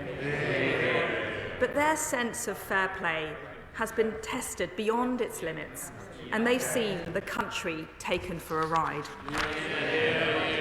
Their patience has run out. The law-abiding patriotic majority have said, enough is enough. This cannot and will not continue. Their government, this government, must act decisively, must act with determination, must act with compassion, must act with proportion. So make no mistake, this Conservative government, this Conservative Prime Minister will act now to stop the boats. Is Groundhog Day. The Home Secretary has said anyone who arrives illegally will be deemed inadmissible and either returned to the country they arrived from or a safe third country. Only that wasn't this Home Secretary, it was the last one. And that wasn't this bill, it was the last one, passed only a year ago, which did not work. They could be setting out a serious plan today, and we would work with them on it, and so would everyone across the country. Instead, it's just more chaos. They say no ifs, no buts, but all of us know they're going to spend the whole of the next year ifing and butting and looking for someone else to blame when it all goes wrong. Enough is enough. We can't afford any more of this slogans and not solutions, just government by gimmick, ramping up the rhetoric on refugees but picking fights simply to have someone else to blame when things go wrong. This bill isn't a solution. It is a con that risks making the chaos worse. Britain deserves better than this chaos. Britain is better than this. ਮੇਰੇ ਖਿਆਲ ਦੇ ਵਿੱਚ ਕੁਝ ਜਿਹੜੇ ਰਾਜਨੀਤਿਕ ਮਾਹਰ ਨੇ ਇਸ ਕਾਨੂੰਨ ਨੂੰ ਜਾਂ ਇਸ ਸ਼ੁਰੂਆਤ ਦੀ ਨੂੰ ਜੋ ਰਿਸ਼ੀ ਸੁਨਕ ਨੇ ਹੁਣ ਕੀਤੀ ਆ, ਸ਼ਾਇਦ ਇਹਨੂੰ ਆਉਣ ਵਾਲੀਆਂ ਚੋਣਾਂ ਦੇ ਨਾਲ ਜੋੜ ਕੇ ਦੇਖਦੇ ਹੋਣਗੇ ਕਿ ਉਹ ਚੋਣਾਂ ਦੇ ਵਿੱਚ ਆਪਣੀਆਂ ਵੋਟਾਂ ਲੈਣ ਦਾ ਵੀ ਯਤਨ ਕਰਦੇ ਆ। ਪਰ ਨਾਲ ਦੀ ਨਾਲ ਬਲਦੇਵ ਜੀ, ਇਹ ਗੱਲ ਜਿਵੇਂ ਕਹੀ ਆ, ਤੁਸੀਂ ਕਿਹਾ ਕਿ ਨਾ ਇਹ ਬੰਦ ਹੋਣਾ, ਕਿ ਜਿੱਥੇ ਗੱਲ ਖਤਮ ਕੀਤੀ ਸੀ ਕਿ ਨਾ ਇਹ ਬੰਦ ਹੋਇਆ ਨਾ ਹੋਣਾ, ਪਰ ਤੁਹਾਡੇ ਖਿਆਲ ਦੇ ਵਿੱਚ ਏਦਾਂ ਦੇ ਜਿਹੜੇ ਸਖਤ ਯਤਨ ਪਹਿਲੀਆਂ ਸਰਕਾਰਾਂ ਵਿੱਚ ਕਦੇ ਹੋਏ ਸੀ ਤੁਹਾਡੀ ਨੌਲੇਜ ਦੇ ਵਿੱਚ, ਤੁਹਾਡੀ ਜਾਣਕਾਰੀ ਦੇ ਮੁਤਾਬਕ ਬਲਦੇਵ ਜੀ? ਚੰਦਰਪਾਲ ਜੀ, ਮੈਂ ਪਹਿਲਾਂ ਵੀ ਕਿਹਾ ਕਿ ਦੂਸਰੇ ਈਵੇਟ ਕੂਪਰ ਨੇ ਵੀ ਕਹਿ ਦਿੱਤਾ ਹੈਗਾ ਕਿ ਬਈ ਉਹਨੇ ਇਹਦਾ ਥੋੜਾ ਜਿਹਾ ਮਜ਼ਾਕ ਵੀ ਬਣਾਇਆ ਕਿ ਬਈ ਇਹਨਾਂ ਤੋਂ ਜਿਹੜੀ ਪਹਿਲੀ ਗ੍ਰਹਿ ਮੰਤਰੀ ਸੀ ਉਹ ਵੀ ਇਹੀ ਕਹਿ ਰਹੀ ਸੀ ਕਿ ਬਈ ਜੋਕਰ ਹੁਣ ਸੁਏਲਾ ਬ੍ਰੇਵਰਮੈਨ ਨੇ ਕੀ ਕਿਹਾ ਹੈਗਾ। ਸੋ ਇਹ ਸਮੱਸਿਆ ਜਿਹੜੀ ਆ, ਬਿਲਕੁਲ ਹਰ ਇੱਕ ਸਰਕਾਰ ਜਿਹੜੀ ਆ ਇਹ ਸਮੱਸਿਆ ਹੱਲ ਕਰਨਾ ਚਾਹੁੰਦੀ ਆ, ਲੇਕਿਨ ਅੱਜ ਤੱਕ ਕੋਈ ਵੀ ਇਹੋ ਜਿਹੀ ਬ੍ਰਿਟਨ ਦੀ ਸਰਕਾਰ ਨਹੀਂ ਆਈ ਹੈਗੀ ਜਿਹਨੇ ਕਿ ਇਹ ਕਹਿ ਦਿੱਤਾ ਹੋਵੇ ਕਿ ਬਈ ਅਸੀਂ ਜਿਹੜੀ ਇਮੀਗ੍ਰੇਸ਼ਨ ਦੀ ਸਮੱਸਿਆ ਉਹ ਹੱਲ ਕਰ ਲਈ ਆ। ਹੁਣ UK ਦੇ ਵਿੱਚ ਕੋਈ ਵੀ ਇਮੀਗ੍ਰੈਂਟ ਨਹੀਂ ਆ ਰਿਹਾ, ਉਹ ਸਦਾ ਹੀ ਕਨਸਟੈਂਟਲੀ ਇੱਥੇ ਨੂੰ ਆ ਰਹੇ, ਸਾਰੇ ਯੂਰਪ ਦੇ ਵਿੱਚ ਆ ਰਹੇ ਹੈਗੇ ਆ। ਹਰ ਇੱਕ ਮੁਲਕ ਦੇ ਵਿੱਚ, ਫਰਾਂਸ ਦੇ ਵਿੱਚ ਜਾਂਦੇ ਆ, ਸਪੇਨ ਦੇ ਵਿੱਚ, ਇਟਲੀ ਦੇ ਵਿੱਚ ਜਾਂਦੇ ਹੈਗੇ ਆ, ਔਰ ਉਹ ਨਾਲ ਦੀ ਨਾਲ ਆਪਣੇ ਇੱਥੇ ਯੂਕੇ ਦੇ ਵਿੱਚ ਵੀ ਆਉਂਦੇ ਹੈਗੇ ਆ। ਸਮੱਸਿਆ ਦਾ ਹੱਲ ਜਿਹੜਾ ਉਹ ਹੋਰ ਕਿਤੇ ਹੈਗਾ, ਨਾ ਕਿ ਇਸ ਤਰ੍ਹਾਂ ਦੇ ਭੱਦੇ ਕਾਨੂੰਨ ਬਣਾ ਕੇ। ਜੇਕਰ ਚੰਦਰਪਾਲ ਜੀ ਇਹ ਜਿਹੜੇ ਇਮੀਗ੍ਰੈਂਟ ਆਉਂਦੇ ਵੀ ਆ ਤੇ ਉਹਨਾਂ ਨੂੰ ਇਹ ਫੜ ਲੈਣਗੇ, ਉਹ ਬੋਰਡ ਤੋਂ ਜਿਹੜੇ ਉਤਰੇ ਆ ਉਹਨਾਂ ਨੂੰ ਫੜ ਲੈਣਗੇ, ਉਹਨਾਂ ਦੇ ਕੋਲ ਕੋਈ ਡਾਕੂਮੈਂਟ ਨਹੀਂ, ਉਹਨਾਂ ਦੇ ਕੋਲ ਕੋਈ ਪਾਸਪੋਰਟ ਨਹੀਂ ਹੈਗਾ, ਉਹ ਉਹਨਾਂ ਨੂੰ ਕਿਹੜੇ ਮੁਲਕ ਨੂੰ ਭੇਜਣਗੇ? ਜਿੱਥੋਂ ਫਰਾਂਸ ਤੋਂ ਆਏ ਹੈਗੇ ਆ ਉੱਥੇ ਨੂੰ ਭੇਜਣਗੇ, ਜਾਂ ਜੇ ਕੋਈ ਦੂਸਰੀ ਅਫਗਾਨਿਸਤਾਨ ਦਾ ਅਫਗਾਨੀ ਬੋਲਦਾ ਹੈਗਾ ਉਹਦੇ ਲਿਹਾਜ਼ ਤੇ ਕਹਿਣਗੇ ਬਈ ਤੂੰ ਤਾਂ ਅਫਗਾਨਿਸਤਾਨ ਤੋਂ ਆਇਆ, ਅਫਗਾਨਿਸਤਾਨ ਚਲਿਆ ਜਾ। ਉਹਦਾ ਕੀ ਪ੍ਰੂਫ ਹੈਗਾ ਕਿ ਉਹ ਅਫਗਾਨਿਸਤਾਨ ਤੋਂ ਹੀ ਆਇਆ ਹੈਗਾ? ਉਹਦੇ ਕੋਲ ਡਾਕੂਮੈਂਟ ਤਾਂ ਹੈ ਨਹੀਂਗੇ। ਇਸ ਤਰ੍ਹਾਂ ਦੀਆਂ ਜਿਹੜੀਆਂ ਸਮੱਸਿਆਵਾਂ ਹੈਗੀਆਂ, ਇਹਨਾਂ ਦਾ ਹੱਲ ਇਹ ਕਿਸ ਤਰ੍ਹਾਂ ਕਰਨਗੇ? ਉਹਨਾਂ ਨੂੰ ਕਿੱਥੇ ਨੂੰ ਭੇਜਣਗੇ? ਪਹਿਲਾਂ ਕਹਿੰਦੇ ਸੀ ਰਵਾਂਡਾ ਨੂੰ। ਬਲਦੇਵ ਜੀ ਇੱਕ ਸਵਾਲ ਹੈ ਬਲਦੇਵ ਜੀ, ਨਾਲ ਇੱਕ ਸਵਾਲ ਇਹ ਹੈਗਾ, ਜਦੋਂ ਉਹਨਾਂ ਦੇ ਕੋਲ ਕੋਈ ਪਾਸਪੋਰਟ ਨਹੀਂ, ਉਹਨਾਂ ਦੇ ਕੋਲ ਪਛਾਣ ਪੱਤਰ ਨਹੀਂ ਹੈਗਾ, ਤਾਂ ਉਹਨਾਂ ਦੀ ਪਛਾਣ ਕਿੱਦਾਂ ਸਥਾਪਿਤ ਕੀਤੀ ਜਾਊਗੀ? ਉਹਨਾਂ ਦਾ ਨਾਮ ਕੀ ਹੈ, ਡੇਟ ਆਫ ਬਰਥ ਕੀ ਆ, ਉਹਨਾਂ ਨੂੰ ਉਹਨਾਂ ਦੀ ਕਿਹੜੀ ਭਾਸ਼ਾ ਆ, ਉਹਨਾਂ ਦੀਆਂ ਕਿਹੜੀਆਂ ਲੋੜਾਂ ਹੋਣਗੀਆਂ? ਇਹ ਵੀ ਤਾਂ ਸਰਕਾਰ ਵਾਸਤੇ ਇੱਕ ਵੱਡੀ ਚੁਣੌਤੀ ਨਹੀਂ ਬਣ ਜਾਂਦੀ ਤੁਹਾਡੇ ਖਿਆਲ ਦੇ ਵਿੱਚ? ਬਿਲਕੁਲ ਬਣਦੀ ਹੈਗੀ ਆ। ਜੇਕਰ ਕੋਈ ਬੰਦਾ ਉਹ ਤੋਂ ਸਿਰਫ ਤੇ ਸਿਰਫ, ਕਿਉਂਕਿ ਉਹ ਕੋਈ ਡਾਕੂਮੈਂਟ ਹੈ ਨਹੀਂ, ਉਹਨੂੰ ਪੁੱਛ ਸਕਦੇ ਆ ਵੀ ਤੂੰ ਕੌਣ ਆ, ਕਿੱਥੋਂ ਆਇਆ, ਤੇਰਾ ਨਾਂ ਕੀ ਆ, ਕਿਹੜੇ ਮੁਲਕ ਦੇ ਵਿੱਚੋਂ ਆਇਆ।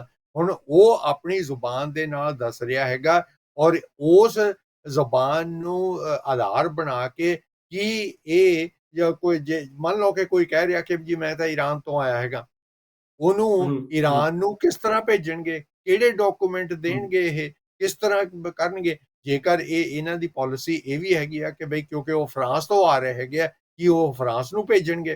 ਫਰਾਂਸ ਵਾਲਿਆਂ ਦੇ ਨਾਲ ਇਹਨਾਂ ਦੀ ਪਹਿਲਾਂ ਸੰਧੀ ਵੀ ਹੋਈ ਸੀਗੀ, ਕਿ ਉਹ ਜਿਹੜੀ ਸੰਧੀ ਆ ਉਹ ਕਾਮਯਾਬ ਹੋ ਗਈ ਆ। ਇਹ ਜਿਹੜੀਆਂ ਸਮੱਸਿਆਵਾਂ ਹੈਗੀਆਂ, ਇਹਨਾਂ ਦਾ ਹੱਲ ਇਹ ਕਿਸ ਤਰ੍ਹਾਂ ਲੱਭਣਗੇ? ਉਹਨਾਂ ਨੂੰ ਕਿਹੜੇ ਮੁਲਕ ਦੇ ਵਿੱਚ ਭੇਜਣਗੇ ਜਦ ਕਿ ਉਹਨਾਂ ਦੇ ਕੋਲ ਕੋਈ ਡਾਕੂਮੈਂਟ ਹੈ ਨਹੀਂਗਾ? ਸੋ ਇਹ ਜਿਹੜੀ ਸਮੱਸਿਆ, ਮੇਰਾ ਖਿਆਲ ਆ ਕਿ ਬਈ ਇੱਕ ਹੋਰ ਹੱਲ ਮੰਨਦੀ ਹੈਗੀ ਆ, ਹੋਰ ਕੋਈ ਹੱਲ ਲੱਭਣ ਦੀ ਲੋੜ ਹੈਗੀ ਆ। ਕਿ ਜਿਸ ਤਰ੍ਹਾਂ ਮੈਂ ਪਹਿਲਾਂ ਕਿਹਾ ਹੈਗਾ ਕਿ ਉਹ ਲੋਕ ਜਿਹੜੇ ਆ ਉਹ ਪਹਿਲੀ ਸੱਟੇ ਤਾਂ ਆਉਂਦੇ ਹੀ ਕਿਉਂ ਹੈਗੇ ਆ?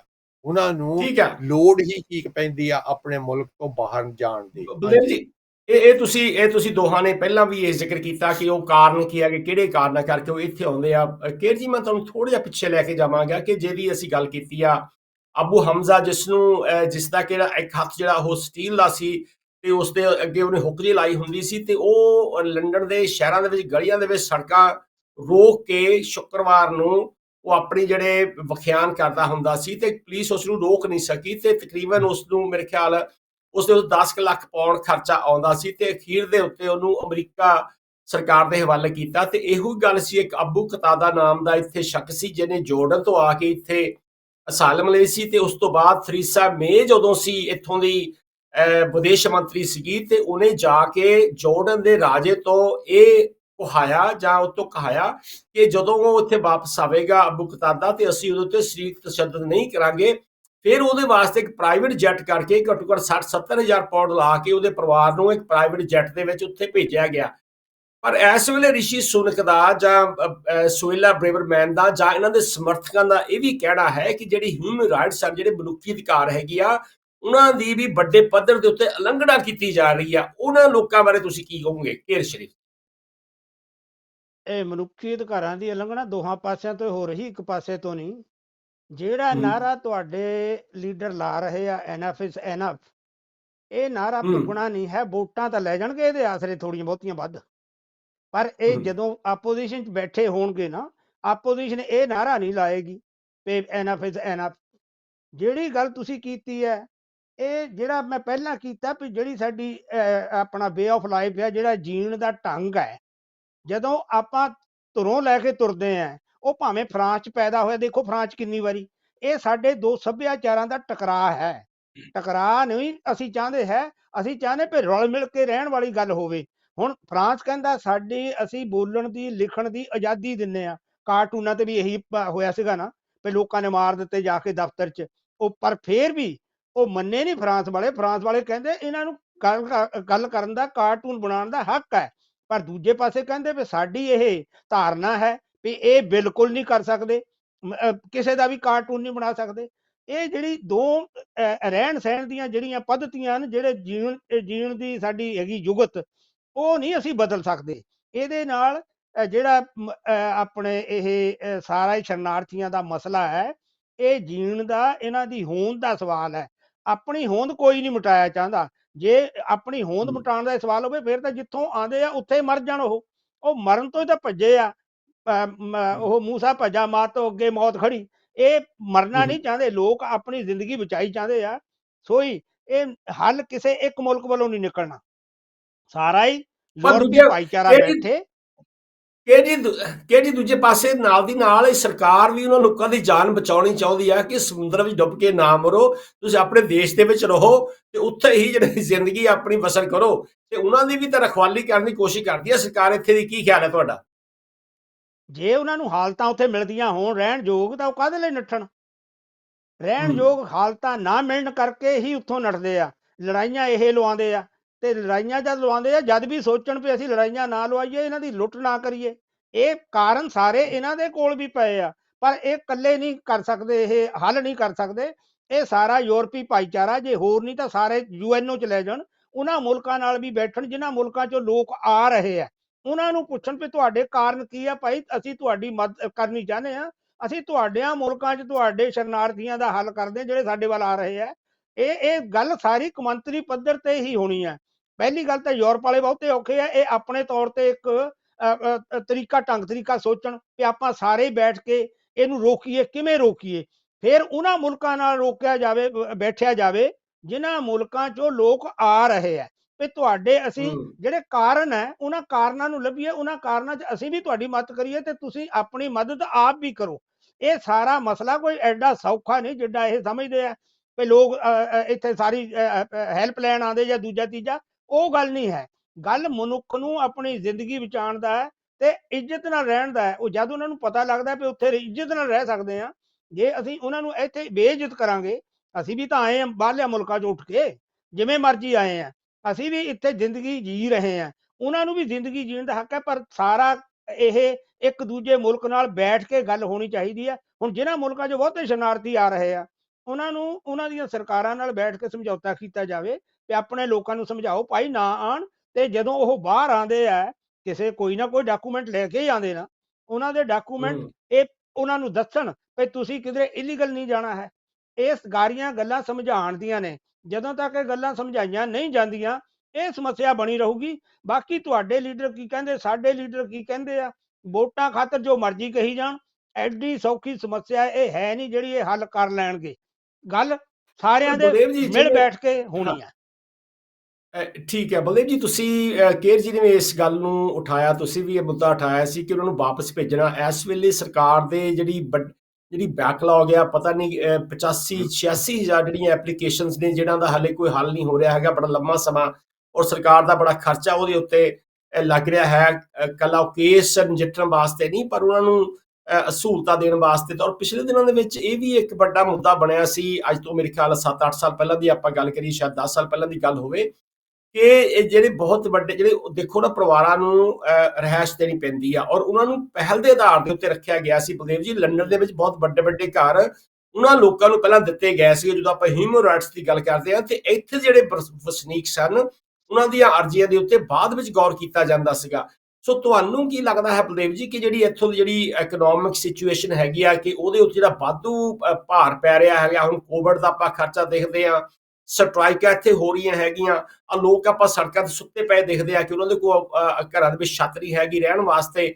ਮੈਂ ਜਿਵੇਂ ਗੱਲ ਕੀਤੀ ਹੈ ਕਿ 2,71,000 ਜਿਹੜੇ ਲੋਕ ਬੇਘਰ ਨੇ, ਉਹਨਾਂ ਕੋਲ ਘਰ ਨਹੀਂ ਹੈਗੇ। ਆ ਜਿਹੜੇ ਲੋਕ ਆਪਾਂ ਦੇਖਦੇ ਆ, ਇਹਨਾਂ ਲੋਕਾਂ ਨੂੰ ਦੇਖ ਕੇ ਵੀ ਤਾਂ ਉਹਨਾਂ ਲੋਕਾਂ ਨੂੰ ਥੋੜੀ ਸਮਝ ਆਉਣੀ ਚਾਹੀਦੀ ਹੈ ਕਿ ਉਹ ਬਰਤਾਨੀਆ ਦੇ ਵਿੱਚ ਜਾਣ ਦਾ ਕੋਈ ਇੰਨਾ ਸੌਖਾ ਕੰਮ ਨਹੀਂ ਹੈਗਾ। ਸੋ ਸਰਕਾਰ ਦੀਆਂ ਜਿਹੜੀਆਂ ਸਿਰਦਰਦੀਆਂ ਨੇ, ਜਾਂ ਇੱਥੋਂ ਦੀਆਂ ਜਿਹੜੀਆਂ ਸੋਸ਼ਲ ਸਰਵਿਸਿਜ਼ ਨੇ, ਉਹਨਾਂ ਦੀ ਸਿਰਦਰਦੀ ਨੂੰ ਲੈ ਕੇ ਤੁਸੀਂ ਸਰਕਾਰ ਦੇ ਇਸ ਸਟੈਪ ਬਾਰੇ ਕੀ ਕਹਿਣਾ ਚਾਹੁੰਦੇ ਆ? ਚੰਦਰਪਾਲ ਜੀ, ਇਹ ਤਾਂ ਹਕੀਕਤ ਆ ਕਿ ਇਹ ਸਮੱਸਿਆ ਹੈਗੀ ਆ ਕਿ ਆਪਣੇ ਤੁਹਾਨੂੰ ਪਤਾ ਕਿ ਵੀ ਤੁਸੀਂ ਆਪਣੇ ਸ਼ਹਿਰ ਦੇ ਕਿਸੇ ਸ਼ਾਪਿੰਗ ਸੈਂਟਰ ਦੇ ਵਿੱਚ ਜਾਓ ਤੇ ਲੋਕ ਉੱਥੇ ਆਪਣੀ ਛੋਟੀ ਮੋਟੀ ਰਜਾਈ ਲੈ ਕੇ ਪਏ ਹੁੰਦੇ ਆ। ਕਿ ਇਹ ਸਮੱਸਿਆ ਤਾਂ ਹੈਗੀ ਆ, ਲੇਕਿਨ ਬਿਲਕੁਲ ਜੇਕਰ ਲੋਕ ਬਾਹਰੋਂ ਆਉਂਦੇ ਆ ਔਰ ਉਹ ਸਮੱਸਿਆ ਜਿਹੜੀ ਆ ਹੋਰ ਵੀ ਵੱਧਦੀ ਹੈਗੀ ਆ।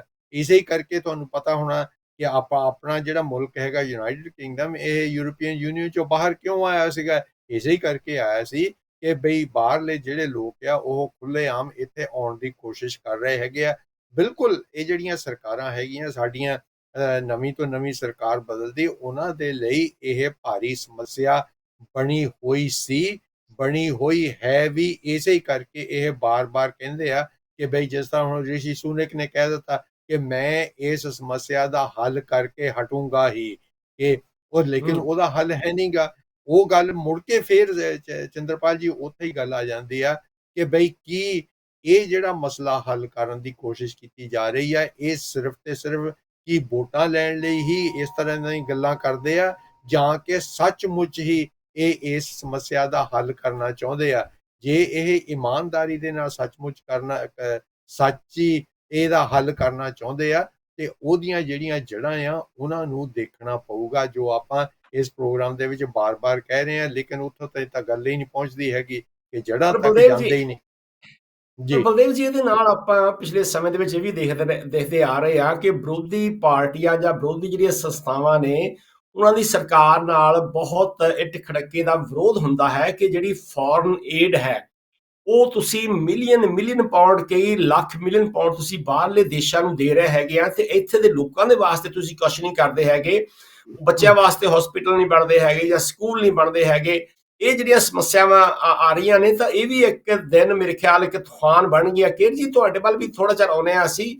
ਤੁਸੀਂ ਇਹਨਾਂ ਸਮੱਸਿਆਵਾਂ ਦਾ ਜਿਹੜਾ ਹੱਲ ਆ, ਠੀਕ ਆ, ਇਹ ਅਸੀਂ ਇੱਕ ਹਮਦਰਦੀ ਤੌਰ ਤੇ ਵੀ ਕਹਿ ਸਕਦੇ ਹਾਂ ਕਿ ਬੜਾ ਮੁਸ਼ਕਲ ਹੈ। ਔਰ ਦੂਜੇ ਪਾਸੇ ਇਹ ਵੀ ਦੇਖਦੇ ਆ ਕਿ ਬਹੁਤ ਸਾਰੇ ਸਾਡੇ ਪੰਜਾਬੀ, ਸਾਡੇ ਬਜ਼ੁਰਗ ਜਿਹੜੇ ਉਹ ਪ੍ਰਵਾਸੀ ਪੰਜਾਬੀ ਇੱਥੇ ਆਏ ਸੀ, ਪਰ ਉਹ ਗੈਰ ਕਾਨੂੰਨੀ ਤਰੀਕੇ ਨਾਲ ਨਹੀਂ ਆਏ ਸੀ, ਉਹ ਸਹੀ ਤਰੀਕੇ ਨਾਲ ਹੀ ਆਏ ਸੀਗੇ। ਹੁਣ ਸਹੀ ਤਰੀਕੇ ਦੀ ਸਮੱਸਿਆ ਇਹ ਹੋ ਗਈ ਆ ਕਿ ਇਹਨਾਂ ਪੱਛਮੀ ਮੁਲਕਾਂ ਨੂੰ ਲੋਕਾਂ ਦੀ ਉਨੀ ਸ਼ਾਇਦ ਲੋੜ ਨਹੀਂ ਰਹੀ। ਤੇ ਦੂਜੇ ਪਾਸੇ ਅਸੀਂ ਇਹ ਵੀ ਗੱਲ ਕਰਦੇ ਹਾਂ ਕਿ ਜਿਹੜੀ ਮਰਨ ਦੀ ਗੱਲ ਕਰਦੇ ਹਾਂ ਕਿ ਪਹਿਲੀਆਂ ਦੇ ਵਿੱਚ ਕਿ ਜੀ ਤੁਹਾਨੂੰ ਪਤਾ ਹੋਣਾ ਕਿ ਇਹਨਾਂ ਮੁਲਕਾਂ ਦੇ ਵਿੱਚ ਖਾਸ ਤੌਰ ਤੇ ਬਰਤਾਨੀਆ ਵੱਲ ਨੂੰ ਜਿਹੜੇ ਲੋਕ ਸੀ, ਉਹ ਟ੍ਰੇਨਾਂ ਦੇ ਵਿੱਚ ਲੋਕੀ ਬਹੁਤ ਆਉਂਦੇ ਸੀ। ਜਿਹੜੀ ਜੋ ਟ੍ਰੇਨ ਚੱਲੀ ਸੀ, ਤੇ ਉਸ ਤੋਂ ਬਾਅਦ ਲੌਰੀਆਂ ਵਿੱਚ ਬਹੁਤ ਆਏ ਸੀ, ਔਰ ਲੌਰੀਆਂ ਵਿੱਚ ਲੋਕਾਂ ਦੀ ਮੌਤਾਂ ਬਹੁਤ ਹੋਈਆਂ। ਇੱਕ ਲੌਰੀ ਦੇ ਵਿੱਚ 60 70 ਜਿਹੜੇ ਲੋਕ ਨੇ, ਜਿਹਦੇ ਵਿੱਚ ਚੀਨ ਦੇ ਲੋਕ, ਫਿਲੀਪੀਨ ਦੇ ਲੋਕ, ਇਹ ਜਿਹੜੇ ਲੋਕ ਵੀ ਮਾਰੇ ਗਏ ਸੀਗੇ।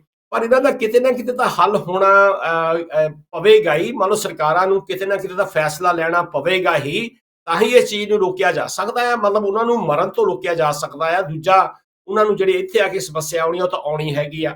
ਇਹਦੇ ਬਾਰੇ ਤੁਹਾਡੇ ਕੀ ਖਿਆਲ ਹੈ ਕੇਰ ਜੀ? ਦੇਖੋ, ਬਲਦੇਵ ਉਹਨਾਂ ਨੇ ਹੁਣੇ ਹੀ ਕਿਹਾ ਵੀ ਇਹ ਸਮੱਸਿਆ ਬਣੀ ਹੋਈ ਸੀ, ਬਣੀ ਹੋਈ ਹੈ। ਮੈਂ ਅਗਲੀ ਗੱਲ ਕਹਿਣਾ, ਜਿਹੜੀ ਆਪਾਂ ਪਹਿਲਾਂ ਵੀ ਕਹਿ ਚੁੱਕੇ, ਇਹ ਲੰਬੇ ਸਮੇਂ ਤੱਕ ਬਣੀ ਰਹੇਗੀ। ਐਡੀ ਛੇਤੀ ਨਹੀਂ ਇਹਨੇ ਜਾਣਾ। ਦੂਜੀ ਗੱਲ, ਜਿਹੜੇ ਆਰਥਿਕ ਖਰਚਿਆਂ ਦੀ ਗੱਲ ਕਰਦੀਆਂ ਸਰਕਾਰਾਂ, ਉਹ ਇਹ ਨਹੀਂ ਦੱਸਦੇ ਕਿ ਯੂਐਨਓ ਵੱਲੋਂ ਉਹਨਾਂ ਨੂੰ ਕਿੰਨੇ ਪੈਸੇ ਮਿਲਦੇ ਨੇ। ਇਹਨਾਂ ਨੂੰ ਸਾਰਿਆਂ ਨੂੰ, ਜਿੰਨੀਆਂ ਵੀ ਸਰਕਾਰਾਂ ਹਨ, ਉਹਨਾਂ ਨੂੰ ਕੌਮਾਂਤਰੀ ਭਾਈਚਾਰਾ ਜਿਹੜਾ ਆ, ਉਹ ਇਹਨਾਂ ਸ਼ਰਨਾਰਥੀਆਂ ਨੂੰ ਸਾਂਭਣ ਲਈ ਪੈਸੇ ਵੀ ਦਿੰਦੇ ਆ। ਉਹਨਾਂ ਪੈਸਿਆਂ ਦਾ ਹਿਸਾਬ ਕਿਤਾਬ ਦੱਸਣਾ ਵੀ ਇਹਨਾਂ ਦੀ ਜ਼ਿੰਮੇਵਾਰੀ ਹੈ। ਤੇ ਦੂਜੀ ਗੱਲ, ਆਪਣੇ ਭਾਈਚਾਰੇ ਨੂੰ ਭੜਕਾਈ ਜਾਣ 'ਚ ਬਹੁਤਾ ਕੋਈ ਅਕਲਮੰਦੀ ਨਹੀਂ। ਇਹਦੇ ਬੈਠ ਕੇ ਹੱਲ ਸੋਚਣਾ। ਜੇ ਤੁਹਾਨੂੰ ਲੱਗਦਾ ਯੂਰਪੀ ਭਾਈਚਾਰੇ 'ਚੋਂ ਨਿਕਲ ਗਿਆ, ਜਿਹੜਾ ਸਵਾਲ 'ਚੋਂ ਨਿਕਲੇ ਸੀਗੇ ਉਸੇ ਹੀ ਸਵਾਲ ਤੇ ਤਾਂ ਖੜੇ ਆ, ਔਰ ਉਸੇ ਸਵਾਲ ਤੇ ਪਤਾ ਨਹੀਂ ਅਜੇ ਕਿੰਨੇ ਲੰਬੇ ਸਮੇਂ ਤੱਕ ਖੜੇ ਰਹਿਣਾ ਹੈ। ਸੋ ਹੀ ਜ਼ਰੂਰੀ ਹੈ ਇਸ ਸਮੱਸਿਆ ਨੂੰ ਲੈ ਕੇ ਦੁਬਾਰਾ ਬੈਠਿਆ ਜਾਵੇ ਤੇ ਦੁਬਾਰਾ ਬੈਠ ਕੇ ਗੱਲਾਂ ਕੀਤੀਆਂ ਜਾਣ ਕਿ ਹੱਲ ਕੀ ਹੈ। ਹੱਲ ਇੱਕੋ ਹੀ ਨਿਕਲਣਾ ਤੇ ਹਰ ਬੰਦੇ ਦੀ ਜ਼ਿੰਦਗੀ ਬਚੇ। ਕਿੱਥੇ ਬਚੇ? ਉਹ ਇੱਥੇ ਆਉਣ ਤੇ ਬਚੇ ਜਾਂ ਉਹਦੇ ਆਪਣੇ ਮੁਲਕ 'ਚ ਬਚੇ। ਇਹਨਾਂ ਨੂੰ ਜਿਹੜੇ ਲੋਕਾਂ ਦੀ ਭਾਲ ਤਾਂ ਹੈਗੀ ਹੈ। ਸਾਡਿਆਂ ਮੁਲਕਾਂ 'ਚ ਵੀ ਬਹੁਤ ਸਾਰੇ ਲੋਕਾਂ ਦੀ ਬਹੁਤ ਸਾਰੀਆਂ ਜੋਬਾਂ ਐਸੀਆਂ ਨੇ ਜਿਹੜੇ ਇਹਨਾਂ ਨੂੰ ਸਿੱਖਿਅਤ ਲੋਕ ਨਹੀਂ ਲੱਭਦੇ, ਪਰ ਜਿਹੜੇ ਲੋਕ ਆ ਰਹੇ ਆ ਉਹਨਾਂ 'ਚ ਸਿੱਖਿਅਤ ਤਾਂ ਬਿਰਲਾ ਟਾਮਾਈਆਂ ਕੋਈ, ਉਹ ਬਾਹਰੋਂ ਮੰਗਵਾਉਂਦੇ ਨੇ। ਪਰ ਇਹ ਲੋਕ ਉਸ ਕੰਮ ਲਈ ਨਹੀਂ ਆ ਰਹੇ ਜਿਹੜਾ ਕੰਮ ਇਹ ਸਰਕਾਰਾਂ ਚਾਹੁੰਦੀਆਂ ਨੇ ਕਿ ਇਹ ਕਰਨ। ਸੋ ਹੀ ਇਹਨਾਂ ਨੂੰ ਸਿੱਖਿਅਤ ਕਰਨਾ ਪੈਣਾ। ਜਿੰਨੇ ਰਹਿ ਜਾਣਗੇ, ਬਹੁਤ ਸਾਰੇ ਲੋਕਾਂ ਨੂੰ ਭੇਜ ਨਹੀਂ ਸਕਦੇ, ਕਿਉਂਕਿ ਬਹੁਤ ਸਾਰਿਆਂ ਨਾਲ ਬੱਚੇ ਆ। ਬੱਚਿਆਂ ਕਰਕੇ ਵੀ ਸਰਕਾਰਾਂ ਰਹਿਮਦਿਲ ਵੀ ਹੋ ਜਾਂਦੀਆਂ ਕਈ ਵਾਰੀ। ਉਹ ਰਹਿਮਦਿਲ ਹੋਣਾ ਵੀ ਚਾਹੀਦਾ, ਕਿਉਂਕਿ ਨਹੀਂ ਤਾਂ ਬੱਚਿਆਂ ਨੇ ਰੁਲ ਜਾਣਾ ਹੈ, ਉਹਨਾਂ ਬੱਚਿਆਂ ਦਾ ਭਵਿੱਖ ਮਰ ਜਾਣਾ ਹੈ। ਇਸ ਕਰਕੇ ਜ਼ਰੂਰੀ ਹੈ, ਅਸੀਂ ਜਿਵੇਂ ਬਾਰ-ਬਾਰ ਕਹੀ ਜਾਂਦੇ ਨਾ, ਕਿ ਸਾਰੇ ਬੈਠਣ, ਸਾਰੇ ਬੈਠ ਕੇ ਮਸਲੇ ਨੂੰ ਮੂਹਰੇ ਰੱਖ ਕੇ ਜੇ ਇੱਕ ਇੱਕ ਨਿਕਲਿਆ ਦੂਜਾ ਨਿਕਲ ਜਾਊਗਾ, ਯੂਰਪੀਅਨ ਯੂਨੀਅਨ ਚੋਂ ਤੀਜਾ ਨਿਕਲ ਜਾਊਗਾ। ਸਮੱਸਿਆ ਤਾਂ ਉੱਥੇ ਦੀ ਉੱਥੇ ਖੜੀ ਹੈ। ਗੱਲ ਸਮੱਸਿਆ ਨੂੰ ਸੁਲਝਾਉਣ ਦੀ ਹੈ। ਉਹ ਤੁਹਾਡੇ ਮੁਲਕ ਦੀ ਹੋਵੇ, ਸਾਡੇ ਮੁਲਕ ਦੀ ਹੋਵੇ, ਬਾਕੀ ਯੂਰਪ ਦੇ ਜਿੰਨੇ ਮੁਲਕ ਆ ਜਿਨ੍ਹਾਂ 'ਚ ਪ੍ਰਵਾਸ ਹੋ ਰਿਹਾ ਹੈ, ਗੈਰ ਕਾਨੂੰਨੀ ਹੋ ਰਿਹਾ ਹੈ, ਇਹ ਹੁੰਦਾ ਰਹਿਣਾ ਹੈ ਕਿ ਇਹ ਰੁਕਣਾ ਨਹੀਂ। ਕਿਉਂਕਿ ਜਿਹੜੇ ਗੈਰ ਬਰਾਬਰੀ ਵਾਲੇ ਸਮਾਜ ਹੈ, ਜਦੋਂ ਤੱਕ ਉਹਨਾਂ 'ਚ ਗੈਰ ਬਰਾਬਰੀ ਰਹੇਗੀ, ਲੋਕ ਭੱਜਦੇ ਰਹਿਣਗੇ। ਲੋਕ ਜਿੰਦ ਬਚਾਉਣ ਲਈ, ਆਪਣਾ ਜੀਵਨ ਬਚਾਉਣ ਲਈ, ਆਪਣੇ ਬੱਚਿਆਂ ਦਾ ਚੰਗਾ ਭਵਿੱਖ ਸੋਚਣ ਲਈ ਇਹ ਕਰਦੇ ਰਹਿਣਗੇ ਔਰ ਹੁੰਦਾ ਰਹਿਣਾ। ਮੇਰੀ ਤਾਂ ਇਹ ਪੱਕੀ ਰਾਏ ਠੀਕ ਹੈ ਬਲਦੇਵ ਜੀ, ਮੈਂ ਤੁਹਾਡੇ ਵੱਲ ਆਵਾਂਗਾ। ਸਮਾਂ ਸਾਡੇ ਕੋਲ ਹੁਣ ਥੋੜਾ ਰਹਿ ਗਿਆ ਹੈ ਤੇ ਨਾਲ ਦੀ ਨਾਲ ਆਪਾਂ ਗੱਲ ਕਰਦੇ ਹਾਂ ਕਿ ਪਿਛਲੇ ਸਾਲਾਂ ਦੀ ਗੱਲ ਕਰਦੇ ਹਾਂ, ਕੁਝ ਸਾਲਾਂ ਦੀ ਗੱਲ ਕਰਦੇ ਹਾਂ ਕਿ ਬਰਤਾਨੀਆ ਨੇ ਫਰਾਂਸ ਦੇ ਨਾਲ ਵੀ ਇੱਕ ਸੰਧੀ ਕੀਤੀ ਸੀ। ਘੱਟੋ ਘੱਟ 62 ਮਿਲੀਅਨ ਦੀ ਜਿਹੜੀ ਡੀਲ ਕੀਤੀ ਸੀ ਕਿ ਜਿਹੜਾ ਤੁਸੀਂ ਜਿਹੜੇ ਸ਼ਰਨਾਰਥੀ ਆ ਰਹੇ ਆ ਚੈਨਲ ਕ੍ਰਾਸ ਕਰਕੇ, ਜਿਹੜਾ ਸਮੁੰਦਰ ਪੈਂਦਾ ਹੈ ਫਰਾਂਸ ਅਤੇ ਬਰਤਾਨੀਆ ਦੇ ਵਿਚਾਲੇ, ਉਸਨੂੰ ਆਪਾਂ ਇੰਗਲਿਸ਼ ਚੈਨਲ ਕਹਿੰਦੇ ਆ, ਕਿ ਉਹ ਜਿਹੜਾ ਪਾਰ ਕਰਕੇ ਆ ਰਹੇ ਆ ਤੇ ਉਸ ਸੰਧੀ ਤੋਂ ਬਾਅਦ ਵੀ ਹਲੇ ਕੋਈ ਰੁਕਾਵਟ ਨਹੀਂ ਆ ਰਹੀ। ਦੂਜੇ ਪਾਸੇ ਦੇਖਦੇ ਆ ਕਿ 120 ਮਿਲੀਅਨ ਪਾਉਂਡ ਦੀ ਜਿਹੜੀ ਸੰਧੀ ਕੀਤੀ ਹੈ ਜਾਂ ਸਮਝੌਤਾ ਕੀਤਾ ਹੈ ਰਵਾਂਡਾ ਦੇ ਨਾਲ, ਕੀ ਤੁਹਾਡੇ ਖਿਆਲ ਉਹ ਸੰਧੀ ਕਿਸੇ ਜਿਹੜਾ ਸਮਝੌਤਾ ਹੈ ਉਹ ਕਿਸੇ ਸਿਰੇ ਲੱਗਣ ਦੀ ਸੰਭਾਵਨਾ ਤੁਹਾਨੂੰ ਨਜ਼ਰ ਆ ਰਹੀ ਹੈ? ਕਿਉਂਕਿ ਆ ਜਿਹੜੀ ਹੁਣ ਗੱਲਬਾਤ ਹੋਈ ਆ ਰਿਸ਼ੀ ਸੁਨਕ ਨੇ ਜਾਂ ਸੁਇਲਾ ਬ੍ਰੇਵਰਮੈਨ ਨੇ, ਉਹ ਰਵਾਂਡਾ ਸੰਧੀ ਦਾ ਕਿਤੇ ਜ਼ਿਕਰ ਨਹੀਂ ਕੀਤਾ ਹੈਗਾ। ਬਲਦੇਵ ਜੀ, ਇਹਦੇ ਬਾਰੇ ਕੀ ਕਹਿਣਾ ਚਾਹੁੰਦੇ ਆ? ਦੇਖੋ, ਉਹ ਰਵਾਂਡਾ, ਉਹ ਜਿਹੜੀ ਪਿਛਲੀ ਸਰਕਾਰ ਸੀਗੀ, ਪਿਛਲੇ ਪ੍ਰਧਾਨ ਮੰਤਰੀ ਸੀਗੇ, ਉਹਨਾਂ ਦੇ, ਤੁਹਾਨੂੰ ਪਤਾ, ਪ੍ਰੀਤੀ ਪਟੇਲ ਨੇ ਇਹ ਜ਼ਿਆਦਾ ਇਹਦੇ ਤੇ ਐਮਫੈਸਿਸ ਦਿੱਤਾ ਸੀਗਾ। ਉਹਨੇ ਉਹ ਰਵਾਂਡਾ ਦੀ ਸਰਕਾਰ ਨੂੰ ਪੈਸੇ ਦਿੱਤੇ ਸੀ ਕਿ ਬਈ ਤੁਸੀਂ ਇਹ ਬੰਦੇ ਲੈ ਲਿਓ, ਔਰ ਉਹ ਗਰੀਬ ਮੁਲਕ ਹੈਗਾ, ਉਹਨਾਂ ਨੇ ਐਕਸੈਪਟ ਕਰ ਲਿਆ ਕਿ ਵੀ ਸਾਨੂੰ ਪੈਸੇ ਮਿਲ ਰਹੇ ਆ ਤੇ ਸਾਨੂੰ ਕੀ ਫਰਕ ਪੈਂਦਾ ਕਿ ਬਈ ਜਿੱਥੇ ਲੋਕ ਭੁੱਖੇ ਮਰਦੇ ਉੱਥੇ ਉਹਨਾਂ ਦੇ ਆਪਣੇ ਆ, ਕਿ ਜੇ ਹੋਰ 1000 2000 ਜਾਂ 15000 ਜਾਂ 20000 ਆ ਵੀ ਗਏ ਤਾਂ ਉਹਨਾਂ ਨੂੰ ਕੀ ਫਰਕ ਪੈਂਦਾ ਹੈਗਾ। ਤੇ ਉਹ ਕਿਸੇ ਵੀ ਪਾਸੇ, ਕਿਸੇ ਵੀ ਸਿਰੇ ਉਹ ਜਿਹੜੀ ਸਮੱਸਿਆ ਸੀ ਜਾਂ ਉਹ ਜਿਹੜਾ ਹੱਲ ਲੱਭਣ ਦੀ ਕੋਸ਼ਿਸ਼ ਕੀਤੀ ਸੀ, ਉਹ ਕਿਸੇ ਸਿਰੇ ਨਹੀਂ ਲੱਗਾ। ਦੂਸਰੀ ਗੱਲ ਹੈਗੀ ਆ ਕਿ ਇਹ ਸਮੱਸਿਆ ਜਿਹੜੀ ਆ, ਇਹ ਯੂਰਪ ਭਰ ਦੀ ਸਮੱਸਿਆ ਹੈਗੀ ਆ। ਲੋਕ ਜਿਹੜੇ ਆ ਉਹ ਯੂਰਪ ਦੇ ਵਿੱਚ ਆ ਰਹੇ ਆ, ਔਰ ਯੂਨਾਈਟਿਡ ਕਿੰਗਡਮ ਯੂਰਪ ਦਾ ਇੱਕ ਹਿੱਸਾ ਜ਼ਰੂਰ। ਸਾਡੇ ਉਹ ਸਮੁੰਦਰ ਵੀ ਪੈਂਦਾ ਹੈਗਾ ਜਿਹੜਾ ਕਿ ਉਹਨਾਂ ਲੋਕਾਂ ਨੂੰ ਰੋਕਣ ਦੀ ਕੋਸ਼ਿਸ਼ ਕਰਦਾ, ਲੇਕਿਨ ਇਹਦਾ ਮਤਲਬ ਇਹ ਨਹੀਂ ਹੈਗਾ ਕਿ ਬਈ ਉਸ ਕਰਕੇ ਜਿਹੜੇ ਲੋਕਾਂ ਦਾ ਆਉਣਾ ਜਾਣਾ ਉਹ ਬੰਦ ਹੋ ਜਾਊਗਾ। ਵੀ ਦੂਜੇ ਜਿਹੜੇ ਯੂਰਪ ਦੇ ਮੁਲਕ ਹੈਗੇ ਉਹਨਾਂ ਦੇ ਨਾਲ ਰਲ ਕੇ, ਤੁਸੀਂ ਇਹ ਵੀ ਮੈਂਸ਼ਨ ਕੀਤਾ ਕਿ ਇਹਨਾਂ ਨੇ ਫਰਾਂਸ ਦੇ ਨਾਲ ਵੀ ਸੰਧੀ ਕਰਨ ਦੀ ਕੋਸ਼ਿਸ਼ ਕੀਤੀ ਸੀ ਕਿ ਬਈ ਉਹਨਾਂ ਨੂੰ ਕਿਸ ਤਰ੍ਹਾਂ ਰੋਕਿਆ ਜਾ ਸਕਦਾ, ਲੇਕਿਨ ਉਹ ਥੋੜੀ ਜਿਹੀ, ਮੇਰਾ ਖਿਆਲ ਹੈ ਉਹ ਥੋੜੀ ਜਿਹੀ ਕਿ ਕਾਮਯਾਬ ਹੋਈ ਨਹੀਂ ਹੈਗੀ, ਕਿਉਂਕਿ ਇਹਨਾਂ ਨੇ ਯੂਕੇ ਵਾਲੇ ਹਮੇਸ਼ਾ ਆਪਣੇ ਆਪ ਨੂੰ ਬਾਕੀ ਯੂਰਪ ਨਾਲੋਂ ਅਲੱਗ ਸਮਝਦੇ ਹੈਗੇ ਆ ਕਿ ਜੀ ਸਾਡੀ ਜਿਹੜੀ ਸਮੱਸਿਆ ਆ ਉਹ ਤੁਹਾਡੇ ਨਾਲੋਂ ਜ਼ਿਆਦਾ ਸੀਰੀਅਸ ਹੈਗੀ ਆ। ਫਰਾਂਸ ਚਾਹੁੰਦੇ ਆ ਲੋਕ, ਜਿਹੜੇ ਇਟਲੀ ਚਾਹੁੰਦੇ ਆ, ਲੇਕਿਨ ਇਹਨਾਂ ਨੇ ਕਦੇ ਵੀ ਉਹਨਾਂ ਦੇ ਨਾਲ ਸੀਰੀਅਸਲੀ ਬੈਠ ਕੇ ਇਹਦਾ ਹੱਲ ਲੱਭਣ ਦੀ ਕੋਸ਼ਿਸ਼ ਨਹੀਂ ਕੀਤੀ। ਹਮੇਸ਼ਾ ਇਹੀ ਕਹਿੰਦੇ ਰਹੇ ਹੈਗੇ ਆ ਕਿ ਬਈ ਯੂਰਪ ਦੇ ਵਿੱਚੋਂ, ਯੂਨਾਈਟਿਡ ਕਿੰਗਡਮ ਦੇ ਵਿੱਚ ਲੋਕ ਆ ਰਹੇ ਆ ਤੇ ਅਸੀਂ ਯੂਰਪ ਨੂੰ ਹੀ ਇਹਨਾਂ ਨੂੰ ਵਾਪਸ ਭੇਜ ਦਿਆਂਗੇ, ਲੇਕਿਨ ਇਹਨੂੰ ਇੱਕ ਯੂਰਪੀਅਨ ਸਮੱਸਿਆ ਕਰਕੇ ਉਹਦਾ ਹੱਲ ਲੱਭਣ ਦੀ ਸਾਡੀ ਸਰਕਾਰਾਂ ਨੇ ਕਦੇ ਵੀ ਕੋਸ਼ਿਸ਼ ਨਹੀਂ ਕੀਤੀ। ਔਰ ਤੁਹਾਡੇ ਜਿਹੜਾ ਸਵਾਲ ਦਾ ਜਵਾਬ ਇਹੀ ਆ ਕਿ ਇਹ ਸਮੱਸਿਆ ਹੱਲ ਵੀ ਨਹੀਂ ਹੋਈ, ਕਿਉਂਕਿ ਰਲ ਮਿਲ ਕੇ ਬੈਠ ਕੇ ਕਦੇ ਵੀ ਉਹਦਾ ਹੱਲ ਲੱਭਣ ਦੀ ਕੋਸ਼ਿਸ਼ ਇਹਨਾਂ ਨੇ ਬਾਕੀ ਯੂਰਪੀਅਨ ਮੁਲਕਾਂ ਦੇ ਨਾਲ ਮਿਲ ਕੇ ਕਦੇ ਵੀ ਕੋਸ਼ਿਸ਼ ਨਹੀਂ ਕੀਤੀ। ਔਰ ਉਹ ਜਿਹੜੀ ਸਮੱਸਿਆ ਉਸੇ ਤਰ੍ਹਾਂ ਹੀ ਉਦਾਂ ਦੀ ਉਦਾਂ ਹੀ ਪਈ ਹੈਗੀ ਆ, ਉਦਾਂ ਦੀ ਉਦਾਂ ਖੜੀ ਹੈਗੀ ਆ। ਪਰ ਕੇ ਜੀ, ਤੁਸੀਂ 1 ਮਿੰਟ ਦੇ ਵਿੱਚ ਆਪਣੇ ਵਿਚਾਰ ਵੀ ਦੇਣੇ ਚਾਹੋਗੇ ਕਿ ਜੋ ਬਲਦੇਵ ਜੀ ਨੇ ਗੱਲ ਕੀਤੀ ਆ ਕਿ ਯੂਰਪ ਦੇ ਵਿੱਚ ਬਹੁਤ ਸਾਰੇ ਸ਼ਰਨਾਰਥੀ ਆ ਰਹੇ ਹੈਗੇ ਆ, ਪਰ ਅਮਰੀਕਾ ਦੇ ਵਿੱਚ ਵੀ ਜੇ ਦੇਖਿਆ ਜਾਵੇ, ਜਿਹੜਾ ਮੈਕਸੀਕੋ ਦਾ ਬਾਰਡਰ ਹੈਗਾ ਉਹਦੇ ਉੱਤੇ ਵੀ ਜਿਹੜੀ ਇਹ ਸਥਿਤੀ ਹਮੇਸ਼ਾ ਹੀ ਔਰ ਕਈ ਸਾਲਾਂ ਤੋਂ, ਕਈ ਦਹਾਕਿਆਂ ਤੋਂ ਬਣੀ ਆ ਰਹੀ ਹੈਗੀ ਆ।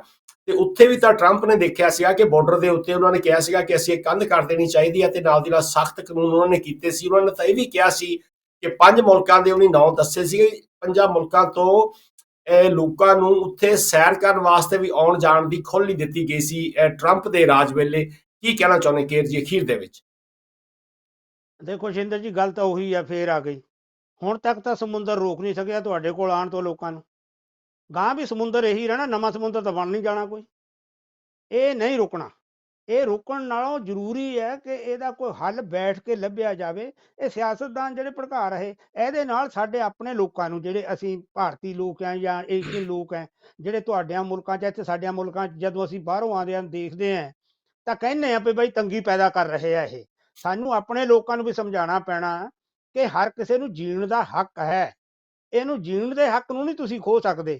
ਇਸ ਸਮੱਸਿਆ ਨੂੰ ਰਲ ਮਿਲ ਬੈਠ ਕੇ ਹੱਲ ਕਰਨਾ ਪੈਣਾ ਹੈ। ਬਾਕੀ ਮੈਨੂੰ ਨਹੀਂ ਲੱਗਦਾ ਵੀ ਇਹ ਕੋਈ ਹੱਲ ਹੈ ਕਿ ਤੁਸੀਂ ਮੀਡੀਆ ਤੇ ਬੈਠ ਕੇ ਜੋ ਮਰਜ਼ੀ ਅਸੀਂ ਕਹੀ ਜਾਈਏ। ਉਹਨਾਂ ਲੋਕਾਂ ਨੇ ਜਿਨ੍ਹਾਂ ਨੇ ਆਪਣੀ ਜ਼ਿੰਦਗੀ ਦਾਅ ਤੇ ਲਾਈ ਆ, ਉਹਨਾਂ ਨੂੰ ਮੋੜੋਗੇ ਕਿੱਥੇ? ਹੁਣ ਜੇ ਇੰਗਲੈਂਡ ਵਾਲੇ ਕਹਿਣ ਤੁਹਾਨੂੰ ਫਰਾਂਸ ਨੂੰ ਮੋੜ ਦਿੰਦੇ, ਫਰਾਂਸ ਵਾਲੇ ਕਹਿਣਗੇ ਇਹ ਤਾਂ ਸਾਡੇ ਲੱਗਦੇ ਹੀ ਕੱਖ ਨਹੀਂ, ਅਸੀਂ ਕਿਉਂ ਲੈ ਲਈਏ? ਜਾਂ ਹੋਰ ਕਿਸੇ ਮੁਲਕ ਨੂੰ ਭੇਜ ਦੇ, ਕਿੱਥੇ ਨੂੰ ਭੇਜ ਦਿਓਗੇ? ਉਹ ਨਹੀਂ ਐਡੀ ਛੇਤੀ ਭੇਜ ਦੇਣੇ। ਤੁਸੀਂ ਜੇਲ੍ਹਾਂ 'ਚ ਵੀ ਨਹੀਂ ਡੱਕ ਸਕਦੇ। ਜੇਲ੍ਹਾਂ 'ਚ ਡੱਕ ਕੇ ਕੀ ਕਰੋਗੇ? ਉਹ ਤਾਂ ਮੌਜ ਲੱਗ ਗਈ ਉਹਨਾਂ ਨੂੰ ਵੀ ਉਹ ਜੇਲ੍ਹ 'ਚ ਬੈਠੇ ਆ, ਉਹਨਾਂ ਦੇ ਸਿਰ ਤੇ ਛੱਤ ਵੀ ਆ, ਰੋਟੀ ਵੀ ਮਿਲਦੀ ਹੈ। ਸਾਰਾ ਬੋਝ ਪੈਣਾ ਹੈ ਉਹਨਾਂ ਲੋਕਾਂ ਤੇ, ਲੋਕ ਉਹਦੇ ਨਾਲ ਤੰਗ ਹੋਣਗੇ। ਸੋ ਲੋਕਾਂ 'ਚ ਟਕਰਾਅ ਪੈਦਾ ਕਰਨ ਦੀ ਬਜਾਏ ਲੋਕਾਂ 'ਚ ਇੱਕ ਸਾਂਝ ਪੈਦਾ ਕਰਕੇ ਸਮਝਾ ਕੇ ਉਹਨਾਂ ਲੋਕਾਂ ਨਾਲ, ਉਹਨਾਂ ਸਰਕਾਰਾਂ ਨਾਲ ਬੈਠਿਆ ਜਾਵੇ ਜਿਨ੍ਹਾਂ ਮੁਲਕਾਂ 'ਚ ਬਹੁਤ ਲੋਕ ਆ ਰਹੇ ਆ, ਤੇ ਤੁਹਾਡੇ ਮੁਲਕ ਕਿਉਂ ਭੱਜਦੇ ਆ ਭਾਈ, ਉਹਨਾਂ ਦਾ ਐਨਾਲਿਸਿਸ ਕੀਤਾ ਜਾਣਾ ਚਾਹੀਦਾ ਹੈ। ਜੇ ਉਹਨਾਂ ਦੀਆਂ ਬਹੁਤ ਹਾਲਤਾਂ ਬਹੁਤ ਥੋੜ੍ਹੀਆਂ ਸੁਧਰ ਜਾਣ ਤਾਂ ਲੋਕ ਵੀ ਬਹੁਤ ਨਹੀਂ ਜਾਣਗੇ। ਜਿਵੇਂ ਧੰਨਵਾਦ ਪ੍ਰਵਾਸ ਜੀ। ਦਾ ਬਹੁਤ ਮੇਰਾ ਤਾਂ ਆਪਣਾ ਪੱਕਾ ਕਿ ਪ੍ਰਵਾਸ ਨਾ ਰੁਕਿਆ ਨਾ ਠੀਕ ਰੁਕਣਾ। ਠੀਕ ਹੈ ਜੀ। ਕੇਰ ਜੀ, ਤੁਹਾਡੇ ਨਾਲ ਸ਼ਬਦਾਂ ਦੇ ਨਾਲ ਬਲਦੇਵ ਜੀ ਤੁਹਾਡਾ ਬਹੁਤ ਬਹੁਤ ਧੰਨਵਾਦ ਕਰਦੇ ਹਾਂ। ਇੱਥੇ ਆਪ ਜੀ ਤੋਂ ਆਗਿਆ ਲਵਾਂਗੇ ਤੇ ਨਾਲ ਦੀ ਨਾਲ ਦਰਸ਼ਕਾਂ ਨੂੰ ਵੀ ਅਸੀਂ ਕਹਾਂਗੇ ਆਪਣੇ ਆਪਣੇ ਜਿਹੜੇ ਵਿਚਾਰ ਆ ਉਹ ਤੁਸੀਂ ਸਾਡੇ ਨਾਲ ਜ਼ਰੂਰ ਸਾਂਝੇ ਕਰੋ ਕਿ ਸਰਕਾਰਾਂ ਆਉਂਦੀਆਂ ਜਾਂਦੀਆਂ ਰਹਿੰਦੀ ਨਹੀਂ, ਪਰ ਕੋਸ਼ਿਸ਼ ਹੁੰਦੀ ਆ ਹਰ ਸਰਕਾਰ ਦੀ ਕਿ ਉਹ ਜਿਹੜੇ ਆਪਣੇ ਨਾਗਰਿਕਾਂ ਨੂੰ ਪਹਿਲਾਂ ਪਹਿਲ ਦੇਵੇ ਤੇ ਦੂਜਿਆਂ ਲੋਕਾਂ ਦਾ ਬਾਅਦ ਵਿੱਚ ਸੋਚਿਆ ਜਾਵੇ। ਤੇ ਨਾਲ ਦੀ ਨਾਲ ਖਾਸ ਤੌਰ ਤੇ ਦੇਖਿਆ ਜਾਵੇ ਕਿ ਜਿਹੜੇ ਲੋਕ ਆ ਉਹ ਇੰਨੀ ਜ਼ੋਖਮ ਸਹੇੜ ਕੇ ਆ ਰਹੇ ਆ, ਆਪਣੀ ਜਾਨ ਦੁੱਖਾਂ 'ਚ ਪਾ ਕੇ ਆ ਰਹੇ ਆ, ਔਰ ਜੇ ਕਹਿ ਦਈਏ ਸੀਸ ਤਲੀ ਤੇ ਟਿਕਾ ਕੇ ਆ ਰਹੇ ਆ, ਤੇ ਇਹ ਵੀ ਕੋਈ ਅਤਕਥਨੀ ਨਹੀਂ ਹੋਵੇਗੀ। ਉਹਨਾਂ ਦਾ ਵੀ ਇਹ ਵੀ ਕਹਿਣਾ ਹੁੰਦਾ ਕਿ ਅਸੀਂ ਇਸ ਦੇਸ਼ ਵਿੱਚ ਵੀ ਮਰਨਾ ਜਾਂ ਕਿਉਂ ਨਾ ਸਮੁੰਦਰ ਦੇ ਵਿੱਚ ਜਾ ਕੇ ਡੁੱਬ ਕੇ ਮਰ ਜਾਈਏ। ਸੋ ਇਹ ਆਪਣੇ ਆਪਣੇ ਵਿਚਾਰ ਨੇ, ਪਰ ਜੋ ਇੱਥੋਂ ਦੀ ਸਰਕਾਰ ਨੇ ਹੁਣ ਨਵੀਂ ਇਹ ਨੀਤੀ ਅਪਣਾਈ ਹੈ, ਇਹ ਕਿੱਥੋਂ ਤੱਕ ਸਾਬਤ ਹੋਵੇਗੀ ਕਿ ਇਹਨਾਂ ਜਿਹੜੀਆਂ ਕ੍ਰੋਸਿੰਗਸ ਹੈਗੀਆਂ ਉਹਨਾਂ ਦੇ ਉੱਤੇ ਸਖਤੀ ਕੀਤੀ ਜਾ ਸਕਦੀ ਆ, ਕੀ ਇਹ ਮਾਈਗ੍ਰੇਸ਼ਨ ਨੂੰ, ਪ੍ਰਵਾਸ ਨੂੰ ਰੋਕ ਸਕਦੇ ਆ? ਇਹ ਆਉਣ ਵਾਲਾ ਸਮਾਂ ਦੱਸੇਗਾ। ਇੱਥੇ ਅੱਜ ਦਾ ਪ੍ਰੋਗਰਾਮ ਖਤਮ ਕਰਦੀ ਸ਼ਿੰਦਰਪਾਲ ਸਿੰਘ ਨੂੰ ਆਗਿਆ ਦਿਓ ਜੀ। ਆਓ ਵਿਦਾਇਗੀ ਦੀ ਫਤਿਹ ਬੁਲਾਉਂਦੇ ਹਾਂ ਜੀ। ਵਾਹਿਗੁਰੂ ਜੀ ਕਾ ਖਾਲਸਾ, ਵਾਹਿਗੁਰੂ ਜੀ ਕੀ ਫਤਿਹ।